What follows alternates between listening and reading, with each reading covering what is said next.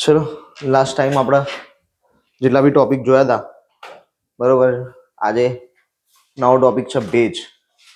Last ટાઈમનું બધું જ આવી જશે, આબોહવા, હવામાન, તાપમાન બધાને ભેગા કરીને આ ટોપિકમાં આવશે. અમુક જે મેટર્સ છે કે ભેજ બનવા માટે શું જરૂરી છે, કેવી રીતે ભેજ બનશે, ભેજ બન્યા પછી એની અવસ્થાઓમાં કેવી કેવી રીતે ચેન્જીસ આવશે, ફાઇનલી વરસાદ કેવી રીતે થશે, પાણી કેવી રીતે ભરાશે, આ બધી જ વસ્તુ આજના લેક્ચરમાં આવશે. એની અંદર આપણે બધું જ જોઈશું કે ભેજના પ્રકાર કેટલા છે, મતલબ કઈ કઈ વસ્તુઓમાં ભેજ મળશે આપણને.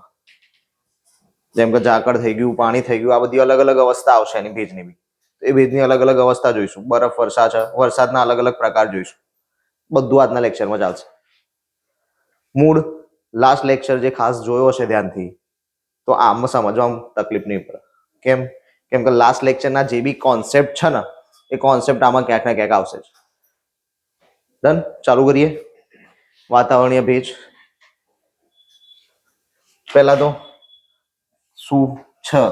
પૃથ્વી પરના વાતાવરણમાં પાણી કેટલી અવસ્થામાં છે? 3 અવસ્થામાં. આ આપણને સામાન્ય ખબર છે, અહીંયા ભણવાની જરૂર છે નહીં.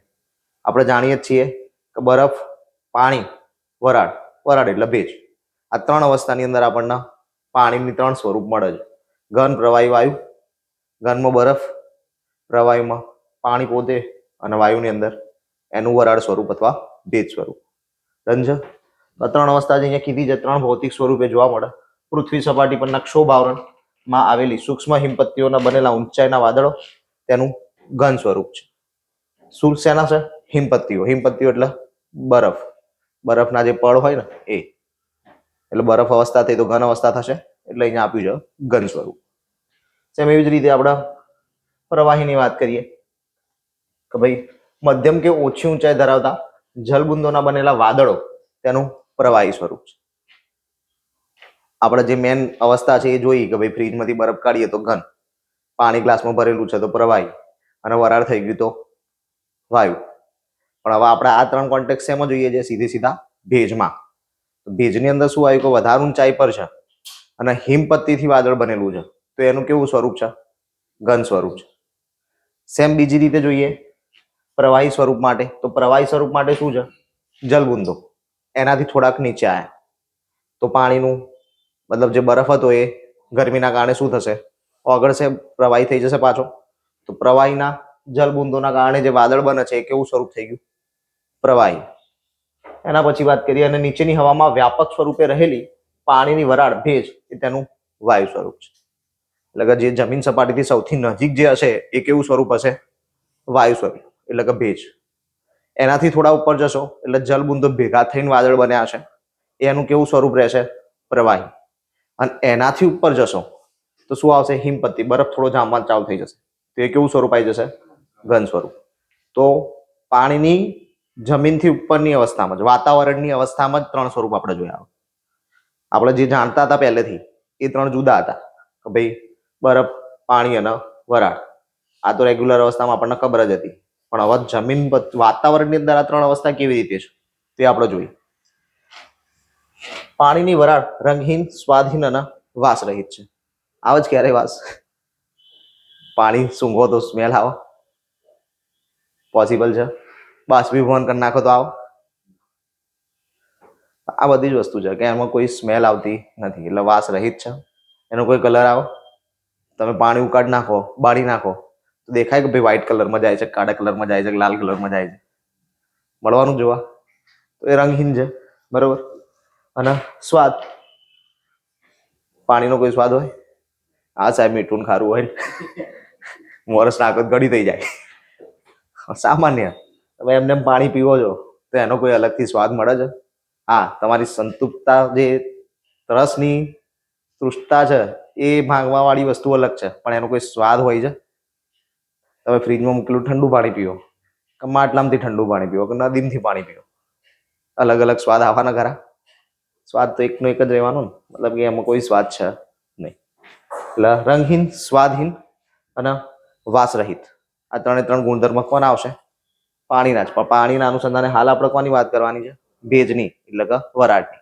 એટલે એના બી કઈ વસ્તુ આવશે નહીં. ભેજમાં બી આવવાનું કશું નહીં રહે. પૃથ્વી પરના વાતાવરણમાં બધે ભેજ સિવાય અન્ય વાયુઓનું પ્રમાણ એક સરખું હોય છે. વાત શું કરે છે કે વાતાવરણ જે છે એ વાતાવરણમાં તમામ જગ્યાએ એક જ વસ્તુનું પ્રમાણ જુદું છે. શેનું? તો કે ભેજનું. શું લખ્યું છે? ભેજ સિવાય અન્ય વાયુઓનું પ્રમાણ એક સરખું હોય. ભેજ સિવાય એનો મતલબ શું થાય કે ભેજનું પ્રમાણ જ જુદું જુદું છે, બાકી બધા વાયુ એક સરખા જ છે. ડન. તો બાકી બધા જે વાયુઓ છે એ કયા? જે આપણે વાતાવરણમાં જોયા હતા, nitrogen, oxygen, carbon dioxide, ozone, અન્ય ઓઝોન બોઝોન બધા આવ્યા હતા. તો અન્યની અંદર એ બધા વાયુઓ, તો એ બધા જે વાયુઓ છે તો વાતાવરણમાં તમે અહીંયા ઉભા છો કે 50 કિલોમીટર દૂર જઈને ઉભા છો, ઓક્સિજન, નાઇટ્રોજન ને એ બધા જે વાયુઓ છે એનું પ્રમાણ સરખું જ રહેવાનું છે. અહીંયા 21% ઓક્સિજન છે તો 50 કિલોમીટર દૂર 21% જ છે. પણ ભેજ? તો કે ના, ભેજ અહીંયા કંઈક અલગ હશે, 50 કિલોમીટર દૂર જતા રહેશે તો કંઈક અલગ હશે. તો ભેજનું પ્રમાણ કેવું રહેશે? જુદું. એટલે વાતાવરણમાં ભેજનું પ્રમાણ જુદું જુદું જોવા મળશે. વાયુઓ તો એક સરખા જ રહેવાના છે. પરંતુ સ્થળ, ઋતુ, સમય અને તાપમાનની પરિસ્થિતિ મુજબ ભેજનું પ્રમાણ ઓછું વધતું થયા કરે છે. હાલે જ વાત કરી ભાઈ, અહીંયા કંઈક અલગ હશે અને બીજે ક્યાંક અલગ હશે. એની પાછળ કયા કયા પરિબળો ભાગ ભજવે? જગ્યા બદલાય, મોસમ ચેન્જ થાય. અહીંયા આપણે શિયાળો ચાલે છે, માનો કે આપણે અમેરિકાની એ બધું, કેનેડા ને બધું વિચારીએ તો ત્યાં વધારે પડતી ઠંડી છે, તો ત્યાં અલગ જ ભેજ હશે, અહીંયા અલગ જ ભેજ છે. આપણે વિષુવવૃત્ત નજીક વિચારીએ, આફ્રિકાના દેશો, તો અલગ ભેજ હશે. જગ્યા બદલાઈ ગઈ, સ્થળ બદલાઈ ગયું, ઋતુ બદલાઈ ગઈ, અલગ અલગ થઈ ગયું. સમય, સવાર, બપોર, સાંજ. બપોરે એટલી ઠંડી લાગવાની જ આપણને, એટલો ભેજ મળશે. સવારે તમે ઘણી વખત જો ગાઢ ધુમ્મસ જોવા મળે, બપોરે હોય. સમય બદલાયો, ભેજમાં બદલાવ. તાપમાનની પરિસ્થિતિ મુજબ શિયાળો મળે, ચોમાસામાં તાપમાન ફરી જ જાય છે. તો આ ખાલી એક કોન્ટેક્સ લીધો ઋતુના અનુસંધાને, જે થવાનું છે તાપમાનના લીધે જ થવાનું છે. ક્લિયર છે? આટલા પરિબળો ભાગ ભજવે છે સામાન્ય દ્રષ્ટિએ. જે મેન છે એ તો આપણે જોઈશું જ આગળ. પૃથ્વી સપાટીથી જેમ જેમ ઊંચે જઈએ તેમ તેમ ભેજનું પ્રમાણ ઘટતું જાય છે. પેલી જે આગળ વાત આવતી હતી એવી ફરી અહીંયા ભેજ માટે આવી. બરોબર? તો જેમ ઉપર જશો, જેમ જેમ તમે પૃથ્વી સપાટીથી ઉપર જાઓ છો એમ એમ ભેજ શું થાય છે? ઘટે છે. ડન. જેમ ઉપર જશો એમ ભેજ ઘટતો જશે. કેમ? કેમ કે એનું ટ્રાન્સફોર્મેશન થઈ જશે ને. આપણે જોયું હતું નીચે વાયુ સ્વરૂપ છે, પછી ઉપર પ્રવાહી થઈ જશે ને એના ઉપર ઘન સ્વરૂપ થઈ જશે. તો આપણને ખબર છે કે વાયુ સ્વરૂપ જગ્યાએ વધારે રોકશે, પ્રવાહી એનથી ઓછી, ઘન એનથી ઓછી. જેમ જેમ ઉપર જઈશું એમ ભેજનું પ્રમાણ શું થઈ જશે? ઘટતું જશે. પૃથ્વી સપાટીથી 10 થી 12 કિલોમીટરની ઊંચાઈ પછીના વાતાવરણમાં ભેજ લગભગ જોવા મળતો નથી. એટલે ભેજ તમને ક્યાં સુધી જોવા મળશે? તો કે 10 થી 12 કિલોમીટર સુધી જ જોવા મળશે. ભેજ કેટલી ઊંચાઈ સુધી જોવા મળે? 10 થી 12 કિલોમીટર સુધી. ડન છે? 10 થી 12 કિલોમીટર સુધી આપણને ભેજ જોવા મળે. અને જેમ ઉપર ચડીએ એમ ભેજનું પ્રમાણ શું થતું જાય? ઘટતું જાય. પૃથ્વી સપાટીના 71% વિસ્તારમાં ફેલાયેલા સમુદ્રો અને મહાસાગરો ભેજ મેળવવા માટે મુખ્ય જળભંડારો છે. મતલબ કે ભેજ આવે છે ક્યાંથી? ભેજ જનરેટ ક્યાંથી થાય છે? તો એની વાત કરીએ કે ભાઈ જે મોટા મોટા સમુદ્રો અને મહાસાગરો છે એમાંથી જ મોટા ભાગનો ભેજ આવે છે. અહીંયા સ્પષ્ટતા કરી છે કે ભેજ મેળવવા માટેના મુખ્ય જળભંડારો છે. એવું નહીં કે આ જ છે, પણ મેન સ્ત્રોત શું છે? સમુદ્રો અને મહાસાગરો. એ સિવાય કયા કયા હશે? તો નદી, તળાવ, સરોવર, જે પાણી ભરેલું જોવા મળશે એ બધા આવશે. એ સિવાય ભીના જમીન વિસ્તાર, નદી, સરોવર વગેરે પૂરક જળભંડારો છે. જ્યાં જ્યાં પાણી મળશે ત્યાં ત્યાં ભેજ આવશે. કેમ? ભેજ શેનું સ્વરૂપ છે? પાણીનું. આપણે કીધું ભેજ એટલે વરાળ.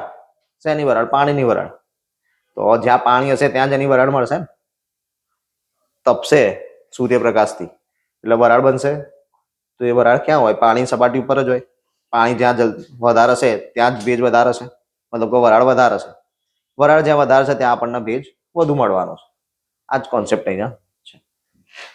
ચલો, આ જળભંડારોમાંથી સતત બાષ્પીભવન થવાથી હવામાં ભેજ ઉમેરાતો જાય છે. થઈ ગયું? હા. બાષ્પીભવનની પ્રક્રિયા કોઈ ના ખબર હોય? આ બધાને ઓલમોસ્ટ ખબર જ હશે. બાષ્પીભવન નહીં ખબર? બાષ્પીભવન આની પહેલાના લેક્ચરોમાં આપણે બાષ્પીભવન બધું જોઈ ગયા. વનસ્પતિનું બાષ્પીભવન બી જોઈ લીધું. વનસ્પતિથી બાષ્પીભવન થાય જોયું તું કે નતું જોયું? વૃક્ષોના પાંદડામાંથી સૂર્યપ્રકાશની હાજરીમાં પાણીનું જે શોષણ થાય છે, વૃક્ષોએ મૂળ જમીનમાંથી પાણી ખેંચ્યું હતું, આ બધું જોયું હતું. ભૂલી કેમ જાવ છો? કઈ નહીં, ચલો. તો બાષ્પીભવન શું હોય? કઈ નહીં, પાણી છે સૂર્યપ્રકાશની તડકો પડ્યો, પાણીનું વરાળમાં ટ્રાન્સફર થયું, આને બાષ્પીભવન કહેવાય. સાદી સિમ્પલ વ્યાખ્યા કે જે આપણે લગભગ 7મા 8મા ધોરણમાં ભણીને આવ્યા છીએ. ચલો, આ ભેજ પવનો અને હવાના ઉદ્ધવ પ્રવાહો દ્વારા પૃથ્વી સપાટીથી ઊંચે ચડે છે. મતલબ હવે જો આ ભેજ પવન અને હવાના ઉદ્ધવ પ્રવાહ દ્વારા પૃથ્વી સપાટીથી ઊંચે ચડે છે. આપણે કીધું હતું ઉપર જઈશું એમ ઘટશે, પણ ઉપર જશે કેવી રીતે ભેજ? તો હવે એના માટે આપણે પાછળનો એક બીજો કોન્સેપ્ટ યાદ કરીએ. પહેલા કે આપણે નક્કી શું કર્યું હતું કે હવા કેવી હોય? હલકી હોય. તો ક્યાં હશે? ભારે હવા ઉપર ચડે કે હલકી હવા ઉપર ચડે? હલકી હવા ઉપર ચડશે. હવે આપણે એ બી કીધું હતું કે જે ગરમ હવા છે એ હલકી કહેવાય કે ભારે કહેવાય? ગરમ હવા છે એ હલકી હશે, ઠંડી હવા છે એ ભારે હશે. તો હવે જે વરાળ બની જાય કેવી હવા હશે? હલકી. તો એ ક્યાં ચડશે? ઉપર ચડશે. ઉપર ચડવા માટે એને કંઈક ધક્કો જોઈશે, કેમ કે એ તો ખાલી વરાળ બની પાણીથી બહાર આવી છે, એ પોતે હવા છે નહીં, એ તો વરાળ છે. તો એને કંઈક જરૂર પડશે. શેની જરૂર પડશે? પવનની, હવાની. તો પવન હવા સાથે ભેગી થઈને ક્યાં જશે? ઉપર. કેમ? કેમ કે ગરમ છે, હલકી છે, તો હવા ઉપર ચડશે, હલકી હવા, અને ઠંડી હવા પાછી નીચે આવશે. એ ગરમ થશે એટલે પાછી એ ઉપર ચડશે. બરોબર? તો અહીંયા જ વસ્તુ કીધું છે, પવન હવાના કારણે ઉપર ચડશે. ઠંડીને લીધે ત્યાં ભેજના વાદળો બને છે. પછી જેમ ઉપર જશે એમ પાછું વાતાવરણ ઠંડુ થતું જશે, તો શું થશે? પાછા હવે એના વાદળો બનશે. છેવટે તે વૃષ્ટિ રૂપે પૃથ્વી સપાટી પર પાછો આવે છે. વાદળ બનશે તો વરસશે તો ખરા જ. પાછા પાણી પાછું આવી ગયું. જે બાષ્પીભવન થયું તે ઉપર ગયું, વાદળ બન્યા, વરસાદ પડ્યો, પાછા આવી ગયું. એકની એક પ્રોસેસ ચાલે. આમ પૃથ્વી અને તેના વાતાવરણ વચ્ચે જળચક્રની પ્રક્રિયા નિરંતર ચાલ્યા કરે છે. જળચક્રની પ્રક્રિયા આ છે આપણી જળચક્રની પ્રક્રિયા. બરોબર? પાણી છે, સૂર્યપ્રકાશની હાજરીથી એનું બાષ્પીભવન થઈ રહ્યું છે. આ દેખાય છે? રેડ લાઈન ઉપર ચડી રહી છે. બાષ્પીભવન થઈને ઉપર ચડી રહ્યું છે. બાષ્પીભવન થઈને ઉપર ચડ્યું, વાદળ બંધાયા, વાદળ બંધાઈને વાદળ વરસ્યા, પાણી આવ્યું, પાણી પાછું સમુદ્ર. આખી પ્રોસેસ સર્ક્યુલર ચાલે જ રાખે. સમજ્યા? આને કહેવાય જળચક્ર. આ કયું ચક્ર છે? જળચક્ર. નાઇટ્રોજન ચક્ર આપણે જોઈ લીધું. નાઇટ્રોજન ચક્ર ચાલી ગયું છે. બરોબર? તો આવા બધા ચક્રો યાદ રાખજો. જળ ચક્રમાં શું છે, નાઇટ્રોજન ચક્રમાં શું છે, આ બધું ધ્યાનમાં રાખવાનું. બરોબર?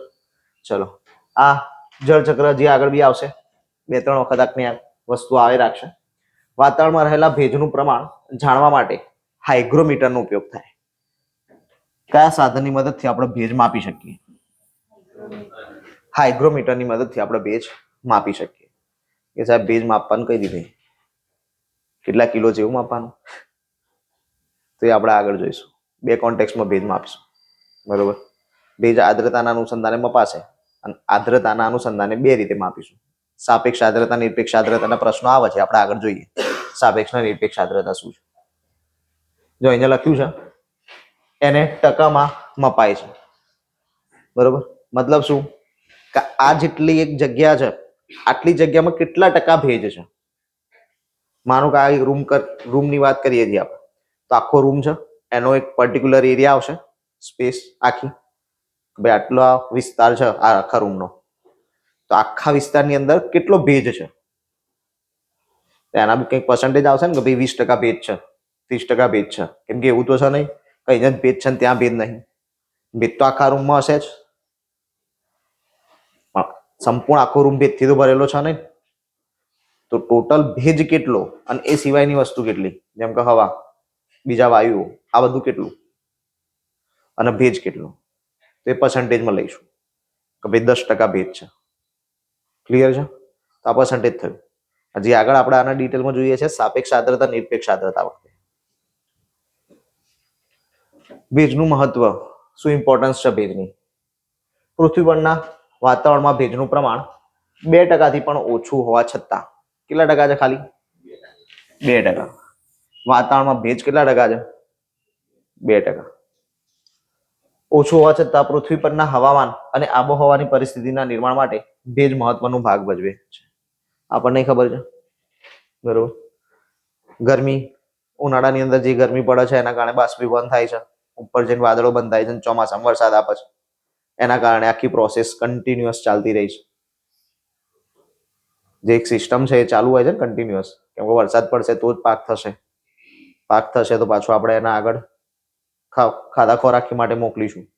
ફરી પાછો ઉનાળો આવશે ત્યારે પાછું ખેતી માટે કામ કરશું, વાવણી લણણી બધું કરશું. પછી પાછું વરસાદ આવશે એટલે પાક ઉગશે, ફરી પાછું એની કાપણી નહીં કરશું. ડન. તો આ બધી વસ્તુઓ આધારિત કોના છે? ભેજ. જો ભેજ ના હોય તો આ પ્રોસેસ થાત, ભેજ ના હોત તો વરસાદ પડત, તો આબોહવાનું તાપમાન એક સરખું રહે જ ને. આબોહવા તાપમાન ફરે છે કેમ? વાદળ આવી જાય તો ટેમ્પરેચરમાં ફેરફાર હોય, વાદળ છાયું વાતાવરણ થઈ જાય. શિયાળામાં બી અત્યારે વાદળ છાયું વાતાવરણ થાય, તાપમાન ફરી જાય. ઉનાળામાં થાય તો બી તાપમાન ફરી જાય. ચોમાસામાં તો હોય જ છે. તો આ વસ્તુ છે, ભેજ ઇમ્પોર્ટન્ટ છે. પૃથ્વી અને વાતાવરણને ગરમ કરવા તેમજ ઠંડા પાડવામાં હવામાં રહેલી ભેજનો વિશેષ ફાળો છે. આપણને બી ખબર છે કે ભેજનું પ્રમાણ જેવું હશે હવામાં એ પ્રમાણે ઠંડી અને ગરમી રહેશે. અત્યારે હાલ આપણને જોઈએ છે કે સવારમાં વહેલા ઉઠીએ તો ઠંડી લાગે છે, તો ભેજનું પ્રમાણ કેવું હશે? વધારે. ઉનાળામાં લાગે તો ભેજનું પ્રમાણ કેવું હોય? ઓછું. ભેજના પ્રમાણમાં હવે સમજ પડી ગઈ. આપણે આવી રીતે રેગ્યુલર દિનચર્યામાં ઢાળતા જવાની બધી વસ્તુ, એટલે આપણને યાદ રહેતું જાય. ભેજ સૂર્યની ગરમીનું શોષણ કરે છે અને પૃથ્વીની ગરમીનું નિયમન કરે છે. ક્લિયર છે? ભેજ સૂર્યપ્રકાશમાંથી આવતી ગરમી જે છે એનું શોષણ કરશે. લાસ્ટ લેક્ચરમાં જોયું હતું આપણે, ભાઈ વાતાવરણમાં એબ્ઝોર્બ થઈ જાય છે ગરમી. જોયું હતું ને કે વાતાવરણ પોતાની સૂર્યપ્રકાશની અમુક ગરમી એબ્ઝોર્બ કરી લે છે, એટલે અમુક જ પૃથ્વી સુધી આવે છે. પાછી પૃથ્વીથી ટકરાઈને પાછી જતી હોય ત્યારે બી થોડી એબ્ઝોર્બ કરશે, અમુક બહાર જવા દેશે, અમુક નહીં જવા દે. એ બધી વસ્તુ આપણે જોઈ હતી. અહીંયા બી જ વસ્તુ છે કે ભેજ સૂર્યની અમુક ગરમીનું શોષણ કરી લે છે અને જાળવી રાખશે ટેમ્પરેચર. વાતાવરણના ચાલક બળ તરીકે પણ ભેજ કામ કરે છે. ભેજમાં રહેલી ગુપ્ત ગરમી ભેજનું ઘનીભવન થતા મુક્ત થાય છે. ઘનીભવન થઈ જશે. હીટ છે, ગરમ વરાળ છે, વરાળ પાછી ઠંડી પડશે તો એ એનર્જી છે, એ એનર્જી ક્યાંક ના ક્યાંક તો જશે. આપણે એવી વિજ્ઞાનમાં સામાન્ય ભણ્યા હતા તો ભાઈ એનર્જી ક્યારેય નાશ પામતી નહીં. એનર્જી ક્યારેય નાશ નહીં પામતી, એનું ખાલી સ્વરૂપ બદલાય છે. તો અહીંયા ઘનીભવન થઈ ગયું, ગરમ વસ્તુ ઠંડી થઈ ગઈ, તો એ ગરમી જે હતી એ ક્યાંક તો જશે ને. તો અહીંયા એ વસ્તુ કરે છે, ઘનીભવન થતા એ હીટ મુક્ત થઈ. એ હીટ શું કરે છે? પરિણામે હવાના તાપમાનમાં વધારો થાય છે. વરાળનું તો શું થઈ ગયું?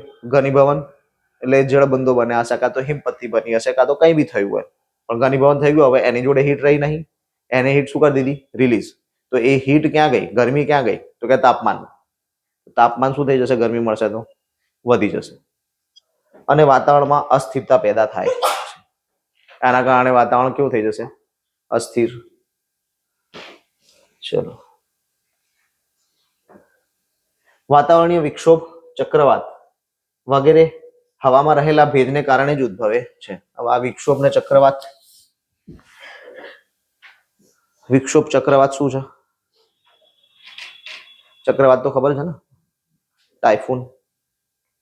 ટાઇફૂન કહે તો યાદ આવે, સાયક્લોન કહે તો યાદ આવે.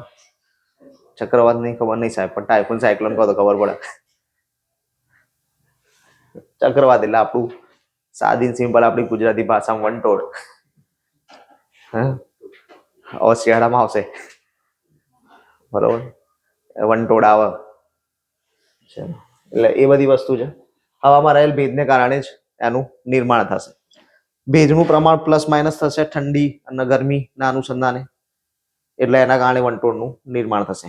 આખું વંટોળ કેવી રીતે એક્ઝેક્ટલી ઉદ્ભવે છે, એમાં પ્રેશર શું મેટર કરશે, હીટ શું મેટર કરશે, એ બધું આપણે જ્યારે પવન વાળું ચેપ્ટર ભણીશું ત્યારે ભણીશું. કેમ કે પવન વાળા ચેપ્ટરમાં આપણે ચક્રવાત ઇન ડિટેલ ભણવાના છીએ. એટલે હાલ ખાલી આપણે આટલું ધ્યાન રાખીએ છીએ ખાલી, ભાઈ ચક્રવાત અને વિક્ષોભ માટે જવાબદાર શું છે? ભેજ. ચક્રવાતની ડિટેલ જોવાની જરૂર નહીં, કેમ કે પવન વાળું ચેપ્ટર જે આગળ આવે આપણે નેક્સ્ટ ટાઈમ ભણશું એની અંદર આખો ચક્રવાત આવશે. ક્લોક વાઇઝ શું, એન્ટી ક્લોક વાઇઝ શું, કઈ જગ્યાએ એને શું કહેવાય, કેવી રીતે ઉદ્ભવે છે, એના પ્રેશર મેટર્સ શું કરે છે, બધું જ આવી જશે. બરાબર. ચલો, વાતાવરણ પૃથ્વી સપાટીએથી ભેજ લે છે, સંગ્રહે છે અને યોગ્ય પરિસ્થિતિ મળતા તે પણ પરત પણ કરે છે. વાતાવરણે ભેજ લીધો, સ્વીકાર્યો, હવામાં ઉપર ચડે તો વાતાવરણમાં જ ભળ્યો, વાતાવરણમાં ભળ્યો, આગળ જોયું ઘનીભવન થયું, હીટ રિલીઝ કરી દીધી, તો એ થયું. જ્યારે જરૂર હતી ત્યારે ઉપયોગ કર્યો, ના જરૂર હતી ત્યારે પાછું આપી દીધું. વરસાદ પાછો પડી જશે, પાણી પાછું આવી જશે. ચલો, જે પરત મળે છે આપણને ભેજ, એ કયું કયું સ્વરૂપ છે? તો ઝાકળ, ધુમ્મસ, વાદળ, વૃષ્ટિ, વરસાદ, કરા વગેરે સ્વરૂપમાં પાછું મળે છે. વાતાવરણમાં રહેલો ભેજ પૃથ્વી પરની સમગ્ર જીવસૃષ્ટિ માટે પણ મહત્વનો છે. આપણે હાલ જ જોઈ લીધું કે ભેજ નહીં હોય, વરસાદ નહીં પડે તો ખેતી થશે નહીં, ખેતી થશે નહીં તો આપણે જીવી નહીં શકીએ. વાતાવરણમાં ફેરફાર નહીં થાય તો એકનું એક જ વાતાવરણ આખી જિંદગી રહેવાનું છે, એમાં બી આપણે સર્વાઈવ કરવું મુશ્કેલ થઈ જશે. આ જે સૃષ્ટિને જરૂરી પાણી હવામાં રહેલા ભેજનું ઘનીભવન અને વૃષ્ટિ થવાથી મળી રહે છે. આપણને જે જરૂરી પાણી જોઈએ છે, મીઠું પાણી, ખારું પાણી આપણને ચાલે? આપણને મીઠું પાણી જોઈએ ને, તો મીઠું પાણી મળે ક્યાંથી? વરસાદ છે, નદીઓ છે, સરોવરો છે, આ બધી જગ્યાએથી મીઠું પાણી મળે છે. નદી, સરોવરમાં એ બધી જગ્યાએ મીઠું પાણી જાય છે ક્યાંથી? કે વરસાદનું જે પાણી પડે છે એ જ વહીને ત્યાં જાય છે. ડન. એટલે જ હવે આપણે નવો કોન્સેપ્ટ લઈ આવ્યા છીએ. કયો કોન્સેપ્ટ છે? રેન વોટર હાર્વેસ્ટિંગ, ધોળાવીરા, વરસાદી પાણીનો સંગ્રહ. બરોબર. તો વરસાદી પાણીના સંગ્રહ કરવાની વાત એટલા માટે જ છે કે હવે વહી નહીં જતું, હવે ખરાબ જગ્યાએ જતું રહે છે, ગટોરમાં જાય છે ને. હવે તો હવે કામમાં નહીં આવતું. પહેલા નદી નાળામાં જતું હતું તો કામમાં આવતું હતું. હવે તો આપણે શેમાં નાખી દઈએ છીએ? ડ્રેનેજ સિસ્ટમમાં. તો ડ્રેનેજ સિસ્ટમમાં જતું રહે તો એ આપણે એટલા કામમાં આવતું નહીં. તો એના કરતા ઘેર હાચવીએ તો કામમાં આવશે. ચલો નેક્સ્ટ, બાષ્પીભવન, ઇવોપરેશન. સૂર્યની ગરમીથી પાણીની બાષ્પ વરાળ થવાની ક્રિયાને બાષ્પીભવન કહે છે. જોયું આગળ બી સેમ આ જ વાત કરી આપણે આગળ પણ. જેમ જેમ તાપમાન વધતું જાય છે તેમ તેમ બાષ્પીભવનની ક્રિયા ઝડપી બનતી જાય છે અને હવામાં વધુ ને વધુ ભેજ ઉમેરાતો જાય છે. જેટલી ગરમી વધશે એટલું બાષ્પીભવન વધશે. આ સામાન્ય કોન્સેપ્ટ છે, આના સમજવાની જરૂર નહીં. જો અત્યારે હાલ શિયાળો ચાલે છે, બેસ્ટ એક્ઝામ્પલ આપણા માટે છે. પાણી ગરમ કરીને નાતા હોઈશું. હશે ઘણા જે ઠંડા પાણીથી નાતા હશે, બરોબર, પણ મોટા ભાગે બધા ગરમ પાણી કરીને નાય. તો પાણી ગરમ કરવા તમે ગેસ પર મૂક્યું છે, તમે એને 1 કલાક ચાલવા દો, 2 કલાક ચાલવા દો, ગરમી તમે વિચારો, પાણીનું સ્તર ઘટતું જાય છે. પાણીનું સ્તર ઘટશે ને. 2 કલાક ચાલ્યું, ગરમ કર્યું 2 કલાક સુધી, પાણી ઘટશે કે નહીં ઘટે? તે બાકીનું પાણી ગયું ક્યાં? બાષ્પીભવન થઈ ગયું ને. કે ભાઈ કંઈક ઢાંક્યું છે અને માનો કે એકદમ થી લઈ લીધું તો બળી જઈએ? કેમ બળી ગયા? પાણી તોડ્યું નહીં, પાણીની વરાળ હતી, પાણીની બાષ્પીભવનથી વરાળ બની છે. તો એ કેવી રીતે છે? આપણે કૃત્રિમ રીતે હીટ આપીને બાષ્પીભવનની પ્રક્રિયાથી વરાળ જનરેટ કરી. પણ અહીંયા શું થાય છે? કુદરતી પ્રોસેસ. તો ભાઈ જેમ જેમ સૂર્યપ્રકાશ મળતો જાય છે એમ એમ ગરમ થતું જશે અને એમ એમ બાષ્પીભવન થતું જશે. તો હાલ જેમ આપણે વાત કરી કે જેટલું વધારે ગરમ કરીશું એટલી જ વધારે બાષ્પીભવન થશે. તો અહીંયા બી એવું જ થશે. જેટલો વધારે સૂર્યપ્રકાશ મળશે એટલું વધારે બાષ્પીભવન થશે. અને એના કારણે શું થશે? બાષ્પીભવન, જેટલું વધારે બાષ્પીભવન એટલી વધારે વરાળ, જેટલી વધારે વરાળ એટલો જ વાતાવરણમાં ભેજ વધારે. કેમ કે વરાળ શું છે? અલ્ટિમેટલી ભેજ. તો ભેજ શું થઈ જશે? વધતો જશે. જ્યાં સુધી હવામાં ભેજ સમાવવાની ક્ષમતા રહેલી છે ત્યાં સુધી હવામાં ભેજ ભળે છે. એટલે હવે આનું કેવું શું થાય છે કે હવાની પોતાની કેપેસિટી હશે. જેમ કે આપણે હમણાં વાત કરી ત્યાં રૂમની, કે આપણો આ જે રૂમ છે આ રૂમની પોતાની કેપેસિટી હશે હવા સમાવવાની. આપણે ખાલી અત્યારે હાલ હવાની વાત કરીએ છીએ. અહીંયા એક વોલ્યુમ છે, હવા સમાવવાની પોતાની એક કેપેસિટી હશે, એનાથી વધારે હવા આવશે ના. આપણે હમણાં જ વાત કરી હતી કે આખા રૂમની અંદર કંઈક અમુક પર્સન્ટેજમાં ભેજ હશે. તો હવાની પોતાની એક કેપેસિટી છે કે હું આ કેપેસિટી વધારે ભેજ ના રાખી શકું. કેમ? કેમ કે એના બાકી બધા વાયુઓ બી તો રાખવાના છે. એટમોસ્ફિયરના અનુસંધાને બાકી બધા વાયુ બી તો જોઈશે ને આપણને આ રૂમમાં. ઓક્સિજન, કાર્બન ડાયોક્સાઇડ, આપણે શ્વાસ લઈએ છીએ, રૂમમાં બેઠા છીએ, શ્વાસ લઈએ છીએ ને, તો રૂમમાં ઓક્સિજન હશે તો જ લેતા હશું. શ્વાસ બહાર કાઢીએ છીએ તો રૂમમાં કાર્બન ડાયોક્સાઇડ બી હશે. સમજો? તો એ વાયુઓ બી તો હવામાંથી જ મળવાના છે. તો હવાની બધા વાયુઓ બી તો રાખવાના છે. તો ભેજ 100% રાખી શકશે? ના રાખી શકે. કેમ? કેમ કે બાકી બધી કેપેસિટીમાં વાયુઓ બી જોઈએ. તો એની બી એક લિમિટેશન આવશે. તો અહીંયા જ વાત કરી છે આપણે કે ભેજની સમાવવાની એક ક્ષમતા છે હવામાં, એક લિમિટેશન રહેશે કે આટલી જ લિમિટમાં હવા ભેજના ક્ષમતા ધરાવશે, સંઘર્ષે. આમ હવા સંતૃપ્ત થાય છે ત્યાં સુધી બાષ્પીભવનની પ્રક્રિયા ચાલુ રહે છે. સંતૃપ્ત એટલે ચલો, કોમર્સના સ્ટુડન્ટ કેટલા? કોમર્સના સ્ટુડન્ટ કેટલા? અચ્છા, ઓકે. બહુ ઓછા સ્ટુડન્ટ કોમર્સના જેવું છે. બાકી બધા આર્ટ્સ કર્યું છે. સાયન્સ વાળા તો કોઈ છે જ નહીં. એક સ્ટુડન્ટ હતા સાયન્સના. ક્યાં ગયા સાયન્સ વાળા? અચ્છા, ચલો, કઈ નહીં. સંતૃપ્ત એટલે શું? કોમર્સ વાળા આવો જ આ.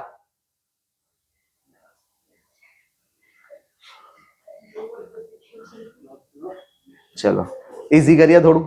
તૃષ્ટિગુણ. તૃષ્ટિગુણ શું આવે? એક એક્ઝામ્પલ આવે છે? આપણે ઘેર જમવા બેઠા છીએ, બહુ જબરની ભૂખ લાગી છે. પહેલી રોટલી આવી, પૂરી થતા કેટલી વાર લાગશે? બીજી રોટલી આવી, ત્રીજી રોટલી આવી, ચોથી રોટલી આવી, પાંચમી આવી, પછી કે બસ હવે લિમિટ પૂરી, હવે પેટ ભરાઈ ગયું. તો શું થાય? સંતૃપ્ત થઈ ગયા, તૃષ્ટિગુણ સંતોષાઈ ગયો. તો આમ હવાનો બી એક તૃષ્ટિગુણ હશે ભેજના સંઘરવાનો. જેમ આપણે હાલ વાત કરી કે આપણા કેપેસિટી છે 5 રોટલી, તો 5 રોટલી પૂરું થઈ જાય પછી. તેમ હવાની બી ભેજ સંઘરવાની એક કેપેસિટી છે, બરોબર? તો ભાઈ 50%, તો 50% થઈ જશે એટલે પછી પૂરું. 51% થઈ શકશે નહીં. થાય આપણું 5 રોટલી ખાધા પછી 6ઠ્ઠી રોટલી હા પરાણે નાખો તો પછી શું થાય? 5 બાર આવો.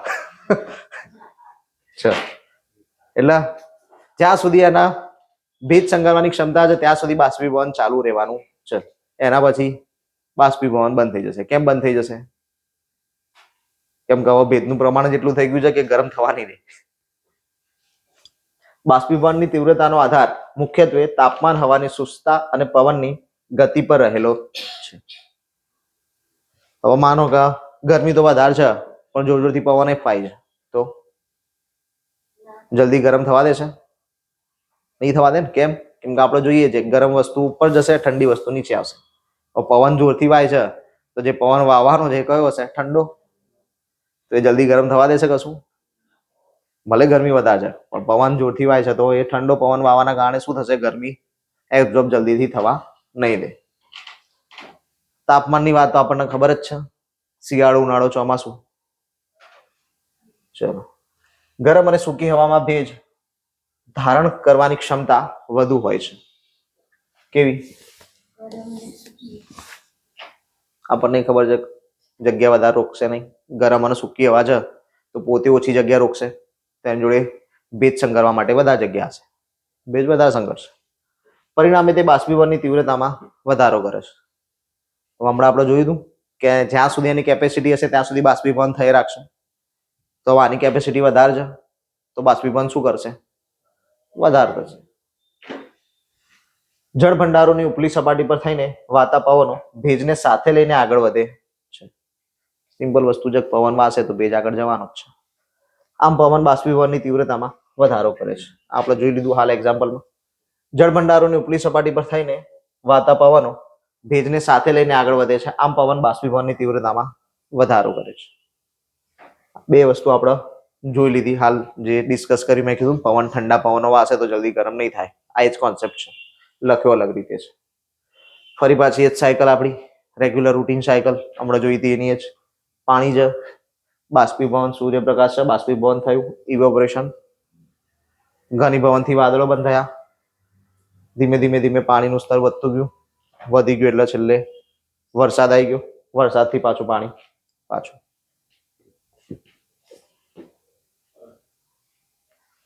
શિયાળા કરતા ઉનાળાની ઋતુમાં બાષ્પીભવન વધારે હોય છે. હમણાં સમજી લીધું છે. હમણાં કીધું ને ગરમ અને સૂકી હવા બાષ્પીભવનની તીવ્રતામાં વધારો કરે. ઉનાળામાં કેવી હવા હોય? ગરમ અને સૂકી. બાષ્પીભવનની તીવ્રતા વધી જશે ઉનાળામાં. શિયાળામાં કેવી હશે? ઠંડી અને બોલો હવામાં બીજું શું હશે? ભેજ હશે. શિયાળામાં ભેજ ઓટોમેટિક રહેશે, તો એના કારણે બાષ્પીભવન ઓછું થઈ જશે. એટલે ચલો, વિષુવવૃત્તીય પ્રદેશોમાં સૌથી વધુ બાષ્પીભવન થાય છે. વિષુવવૃત્તમાં સૌથી વધુ બાષ્પીભવન કેમ થાય? સૂર્યપ્રકાશ સીધો મળે છે. સમજો આપણે કેમ ચેપ્ટર સિક્વન્સમાં ગોઠવ્યા છે. હવે અહીંયા હું આ ચલાવું પહેલા, પછી ખબર જ ના હોય કે વિષુવવૃત્ત પર કેમ ગરમી વધારે આવે છે. આપણે પહેલા ચલાવી દીધું હતું વિષુવવૃત્ત ક્યાં છે, શું છે, ગરમી વધારે મળે છે, તો અહીંયા ખબર પડી જાય તરત. અહીંયા મારે ફરી સમજાવવું પડશે નહીં. ચલો, સૌથી વધુ બાષ્પીભવન થશે જ્યારે ધ્રુવ પ્રદેશો પર ઘણું ઓછું બાષ્પીભવન થશે. હવે આ સમજવું પડશે. આગળ આપણે જોઈ ચૂક્યા છીએ. આ બે લાઈન તમે ખાલી ઘેર જાતે વાંચો ને તો તમને ખબર પડી જાય. ડન? કારણ જાતે સમજાઈ જશે. ચલો, હા, હવે મૂળ વસ્તુ નિરપેક્ષ આર્દ્રતા, સાપેક્ષ આર્દ્રતા. પહેલા તો આર્દ્રતા એટલે શું? હવામાં રહેલ ભેજનું માપ, એને શું કહેવાય? આર્દ્રતા. આપણે કીધું હમણાં કે આ રૂમની અંદર કેટલા ટકા છે ભેજ, તો એ શું થઈ જાય? આર્દ્રતા. હવાની આર્દ્રતા કહેવાય. તો કોઈ પણ સમયે નિશ્ચિત કદની હવામાં ખરેખર સમાયેલ ભેજના પ્રમાણને નિરપેક્ષ આર્દ્રતા કહે છે. ફરીથી જોઈએ, નિરપેક્ષ આર્દ્રતા એટલે શું? કેમ કે આના પછી સાપેક્ષ આર્દ્રતા આવશે. કોઈ પણ સમયે નિશ્ચિત કદની હવામાં, કોઈ પણ સમયે એટલે કે શિયાળાનો સમય, ઉનાળાનો સમય, ચોમાસાનો સમય, જાન્યુઆરી મહિનાનો સમય, ફેબ્રુઆરી મહિનાનો સમય, માર્ચ મહિનાનો સમય, આ બધી જ રીતે અલગ અલગ સમય છે, અલગ અલગ છે. તો એવો નિશ્ચિત સમય, કોઈ પણ નિશ્ચિત કદની હવા. નિશ્ચિત કદની હવા એટલે આપણે હમણાં વાત કરી કે આ રૂમની, તો કે જાન્યુઆરીમાં રૂમમાં કેટલી હવા હતી ને એમાં ભેજ કેટલો હતો, ફેબ્રુઆરીમાં કેટલી હવા, કેટલો ભેજ. એ રીતે હવામાં ખરેખર સમાયેલ ભેજના પ્રમાણના નિરપેક્ષ આર્દ્રતા કહેવાય. દર મહિને માપતા જાઓ. દર મહિના માટે રોજ માપવું પડશે. તો કોઈ પણ સમય નિશ્ચિત જગ્યા ઉપર નિશ્ચિત કદની હવામાં રહેલ ભેજનું પ્રમાણ શું કહેવાશે? નિરપેક્ષ આર્દ્રતા. ડન? નિરપેક્ષ આર્દ્રતાને ઇંગ્લિશમાં શું કહેવાય? Specific humidity. અને સાપેક્ષ આર્દ્રતા છે રિલેટિવ હ્યુમિડિટી. આ નામ યાદ રાખજો, કેમ કે ઘણી વખત જીપીએસસી જેવી પરીક્ષા જ્યારે લેશે ને તો જરૂરી નથી કે તમને ગુજરાતીમાં નિરપેક્ષ આર્દ્રતા અને સાપેક્ષ આર્દ્રતા જ લખેલું આપે. બની શકે કે એ ઇંગ્લિશમાંથી ગુજરાતી ટ્રાન્સલેટ કરે છે તો એ આવું ગુજરાતીમાં જ લખીને આપી દે, સ્પેસિફિક હ્યુમિડિટી ગુજરાતીમાં લખીને આપી દીધું હોય, નિરપેક્ષ આર્દ્રતા ના પણ લખેલું હોય. એ સમયે આપણને આવું થાય કે આપણે તો વાંચ્યું જ નહીં, આવું તો ક્યાં આવ્યું જ નથી. આ નામ ઇંગ્લિશના યાદ રાખવાના. તે દર ઘન મીટર પર ગ્રામમાં માપવામાં આવે છે. શેમાં મપાય નિરપેક્ષ આર્દ્રતા? દર ઘન મીટર પર ગ્રામ.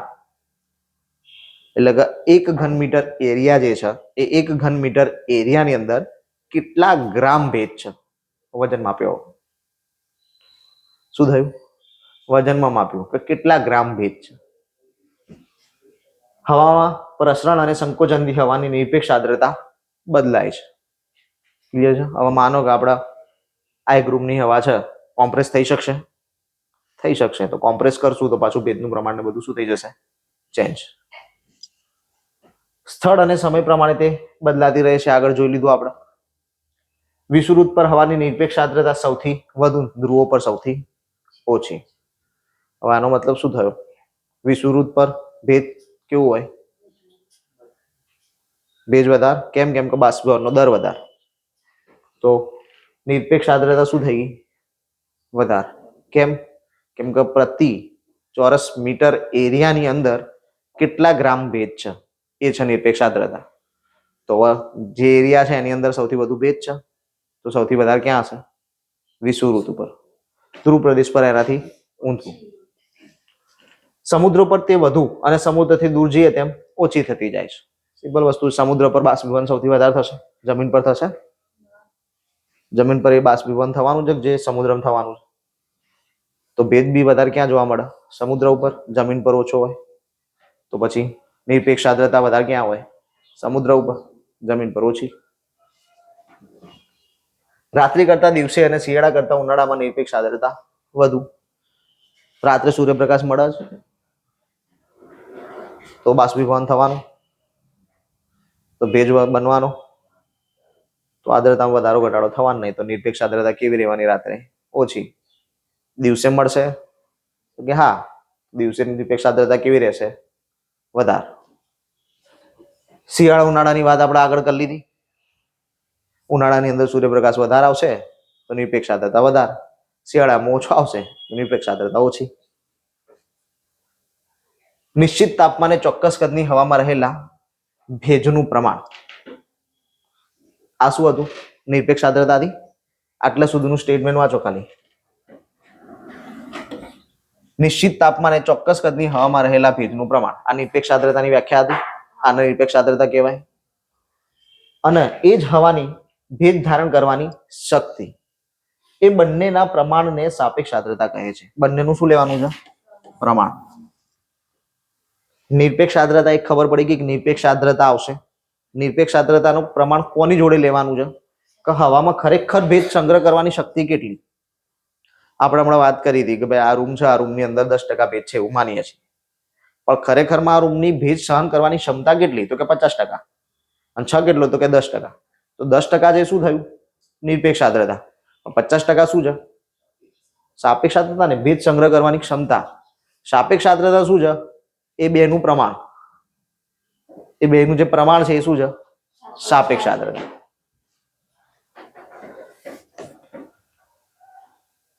ફિગર સાથે છે, સમજવામાં ઈઝી થશે. સાપેક્ષ આર્દ્રતા જોઈએ પહેલા, પછી નિરપેક્ષ પર જઈએ. પેલા સાપેક્ષ આર્દ્રતા. આખું એક બોક્સ આપ્યું છે તમને આપણા રૂમની જેમ. આ એક રૂમ છે તો કે આ રૂમની કેપેસિટી કેટલી? બરોબર. આ રૂમની હવા જે છે, હવા રૂમની હવામાં ભેજ સંગ્રહ કરવાની કેપેસિટી કેટલી છે? તો કે 50%. 50% એની કેપેસિટી છે. તો આ શું થયું? સાપેક્ષ આર્દ્રતાનો કોન્સેપ્ટ થયો કે 50% સંગ્રહ કરવાની ક્ષમતા છે. નિરપેક્ષ આર્દ્રતા કોને કહેવાશે? તો કે ભાઈ આ એક રૂમ છે, એની અંદર કેટલી છે ભેજ? કેટલો છે? તો કે 12 ગ્રામ. આપણે કીધું હતું કે ગ્રામમાં મપાશે, તો 12 ગ્રામ છે. તો આ શું થયું? નિરપેક્ષ આર્દ્રતા. તો આ શેમાં મપાયું? પર્સન્ટેજમાં. આ શેમાં મપાયું?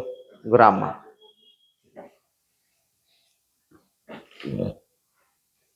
અહીંયા બી લખેલું છે, સાપેક્ષ આર્દ્રતા ટકામાં દર્શાવાય, નિરપેક્ષ આર્દ્રતા ઘન મીટર પર ગ્રામમાં દર્શાવાય.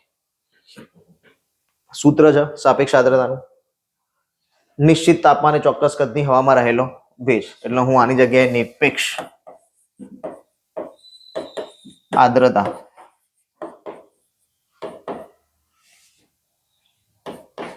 લખી શકું. પરીક્ષામાં તમને કદાચ અહીંયા આની જગ્યાએ નિરપેક્ષ આર્દ્રતા ભાગ્યા તાપમાને તેટલા જ કદની હવામાં ભેજ ગ્રહણ કરવાની શક્તિ ગુણ્યા 100 આવું આપ્યું હોય તો ખોટું નહીં સમજવાનું એમ. આ શું છે? નિરપેક્ષ આર્દ્રતા છે ઉપરની લાઈન. એટલે એની જગ્યાએ નિરપેક્ષ આર્દ્રતા લખી નાખવામાં આવે તો ખોટું ના સમજી લેવું. આપણે તો એવું વિચારીએ કે ના બહુ લાંબુ લચક આવતું હતું, નિરપેક્ષ આર્દ્રતા જેવું તો નતું જ આવતું, આટલું નાનું નામ તો નતું જ, બહુ લાંબુ હતું. બરોબર? તો એવું ના થાય. ડન છે? આ જે ડેફિનેશન આપણે જોઈ ને એની જ ખાલી સૂત્રના આધારે તમને અહીંયા મૂકીને આપી છે. તાપમાનમાં થતી વધઘટ સાથે હવાની સાપેક્ષ આર્દ્રતામાં પણ વધઘટ થશે. તમારી ઈચ્છા. વહેલી સવારે અને રાત્રે તાપમાન નીચું રહેતું હોવાથી સાપેક્ષ આર્દ્રતા વધુ હોય છે. સિમ્પલ વસ્તુ. જ્યાં નિરપેક્ષ આર્દ્રતા વધારે હતી ત્યાં સાપેક્ષ ઓછી હશે, જ્યાં સાપેક્ષ વધારે આવશે ત્યાં નિરપેક્ષ ઓછી હશે. અલ્ટરનેટ ચાલશે. આપણે વાત કરી હતી કે રાત્રે નિરપેક્ષ આર્દ્રતામાં શું હોય? ઘટાડો. કેમ? કેમ કે સૂર્યપ્રકાશ નહીં, સૂર્યપ્રકાશ નહીં તો બાષ્પીભવન નહીં, બાષ્પીભવન નહીં તો ભેજ નહીં, ભેજ નહીં તો નિરપેક્ષ આર્દ્રતા નહીં. સામે સાપેક્ષ આર્દ્રતા વધી જશે. ડન. એટલે વાઇસ વર્ષા થઈ ગયું, નિરપેક્ષ ને સાપેક્ષ. બપોરે તાપમાન વધુ રહેતું હોવાથી સાપેક્ષ આર્દ્રતા ઓછી હોય. કેમ? કેમ કે નિરપેક્ષ આર્દ્રતા વધારે હોય. તો છ વાઇસ વર્ષા. જો નિરપેક્ષ આર્દ્રતા વધારે છે તો સાપેક્ષ આર્દ્રતા કેવી રહેશે? ઓછી. જો સાપેક્ષ આર્દ્રતા વધારે છે તો નિરપેક્ષ આર્દ્રતા કેવી રહેવાની છે? ઓછી. એટલે વાઇસ વર્ષા ચાલશે. એક વધારે છે તો બીજું ઓછું, ને બીજું વધારે છે તો પહેલું ઓછું. ડન. સમજાઈ ગયું ને? હવે ખાસ ધ્યાન રાખજો, નિરપેક્ષનું સાપેક્ષ ને સાપેક્ષનું નિરપેક્ષ ના થાય. એના માટે યાદ શું રાખશો? એ જ નિયમ આપણો, કોઈ એક વસ્તુ વધારે યાદ રાખી લેવાની. આપણે નિરપેક્ષ આર્દ્રતાના કોન્સેપ્ટ વધારે જોયા, તો નિરપેક્ષ આર્દ્રતા મોઢે રાખવાની. બાષ્પીભવન વધારે થાય, ભેજ વધારે આવે તો નિરપેક્ષ આર્દ્રતા. ધન દિવસે કયું હોય તો કે નિરપેક્ષ આર્દ્રતા. ભાઈ રાત્રે યાદ રાખવાની જરૂર છે? યાદ જ નહીં રાખવાનું, એક જ યાદ રાખો, દિવસે કઈ આર્દ્રતા જોવા મળે છે? નિરપેક્ષ આર્દ્રતા જોવા મળે છે. તો એનાથી ઊંધી રાત્રે જોવા મળશે. ભૂમિખંડો કરતા સમુદ્ર પરની હવામાં ભેજ ખુલ્લા જમીન પ્રદેશોની સરખામણીમાં જંગલ પ્રદેશોની હવામાં સાપેક્ષ આર્દ્રતા વધુ રહેલી છે. હવે 3 વસ્તુ અહીંયા, આ સ્ટેટમેન્ટ ના વાંચો, હું ખાલી કહી દઉં તમને શું કરવાનું છે. જમીન પ્રદેશ આપણે જોઈએ, પાણી પ્રદેશ જોઈએ. તો પાણીમાં નિરપેક્ષ આર્દ્રતા વધારે તો સાપેક્ષ ઓછી થઈ ગઈ, પણ જમીન પર નિરપેક્ષ ઓછી તો સાપેક્ષ વધારે. હવે વાત કરીએ જમીન પરની જ. હવે બે પાણી જમીન થઈ ગયું, હવે જમીનની જ વાત કરીએ. ખુલ્લી જમીન અને જંગલ. હવે ખુલ્લી જમીનમાં શું હતું? શેનું પ્રમાણ વધારે હતું? તો જંગલ પ્રદેશમાં શેનું પ્રમાણ વધારે આવશે? કેમ? આપણા વનસ્પતિમાં બાષ્પીભવનની વાત કરી છે, વનસ્પતિથી બાષ્પીભવન થશે પાણીનું, તો ત્યાં બાષ્પીભવનનો દર વધારે છે સામાન્ય જમીન કરતા. બાષ્પીભવનનો દર વધી ગયો ત્યાં, તો એ બેની કમ્પેરિઝનમાં નિરપેક્ષ આર્દ્રતા વધારે ક્યાં જોવા મળે? જંગલોમાં. આ જ લખેલું છે અહીંયા. ઘનીભવન અને એના સ્વરૂપો. હવાનું તાપમાન ઝાકળ બિંદુથી નીચું જાય છે ત્યારે હવામાં રહેલો વધારાનો ભેજ ઠરે છે. કયા ટેમ્પરેચરથી નીચું જવું જોઈએ? ઝાકળ બિંદુથી, ડ્યુ પોઈન્ટથી. અને તે પાણીના ટીપા કે બરફની પત્તીઓમાં ફેરવાય છે. શું ફેરવાઈ જશે? હવા એટલે કે ભેજ. હવામાં ભેજ છે, ભેજ જ ફેરવાશે, હવા તો ફેરવવાનું નહીં. ઓક્સિજન બરફ થવાનો બેટર છે કે હવાની અંદર શું છે? ભેજ. ભેજ જ બરફ થવાનો છે. ક્યારે થશે? જ્યારે ઝાકળ બિંદુથી તાપમાન નીચું જશે. આ પ્રમાણે હવામાં રહેલો ભેજ એના વાયુ સ્વરૂપમાંથી પ્રવાહી કે ઘન સ્વરૂપમાં ફેરવાય છે ત્યારે એ જ ભેજ ઠરવાની ક્રિયાને ઘનીભવન કહે છે. પહેલા પાણી હતું, એનું આપણે શું કર્યું? વરાળ. એને શું કીધું? બાષ્પીભવન. હવે શું કરીએ છીએ? વરાળનું જ પાણી કાં તો બરફ બનાવીએ છીએ, એને શું કહીએ છીએ? ઘનીભવન. ફરી પાછી એની જ પ્રોસેસ. જ્યારે હવા બરાબર ઠંડી થાય છે અને તેનું તાપમાન ઝાકળ બિંદુથી નીચું જાય છે ત્યારે જ ઘનીભવનની ક્રિયા થાય છે. ઘનીભવન થવા માટે એક મોસ્ટ ઇમ્પોર્ટન્ટ વસ્તુ શું છે? ટેમ્પરેચર ઝાકળ બિંદુથી નીચે જવું જોઈએ. ફિક્સ. ઝાકળ બિંદુથી નીચે જો તાપમાન જશે તો જ ઘનીભવન થશે, અધરવાઇઝ ઘનીભવન થવાનું નથી. હવાની તાપમાનની બદલાતી પરિસ્થિતિ મુજબ ઘનીભવનના વિવિધ સ્વરૂપો તૈયાર થાય છે. વિવિધ સ્વરૂપો કયા છે જોઈએ? ઝાકળ, હિમ, ધુમ્મસ, વાદળ. ઘનીભવન થશે તો શું શું ક્રિએટ થઈ શકે છે? તો કે ઝાકળ થશે, હિમ થશે, ધુમ્મસ થશે, વાદળ થશે. અને વરસાદ વગેરે ઘનીભવનના મુખ્ય સ્વરૂપો છે જે સમગ્ર જીવસૃષ્ટિ પર પ્રત્યક્ષ કે પરોક્ષ રીતે અસર કરે છે. ઝાકળ અત્યારે હાલ શિયાળો આવ્યો, મળશે જોવા? હાલ તો નહીં મળતી, પણ 10 દિવસમાં જોવા મળવાનું ચાલુ થઈ જશે ઝાકળ. ડન છે?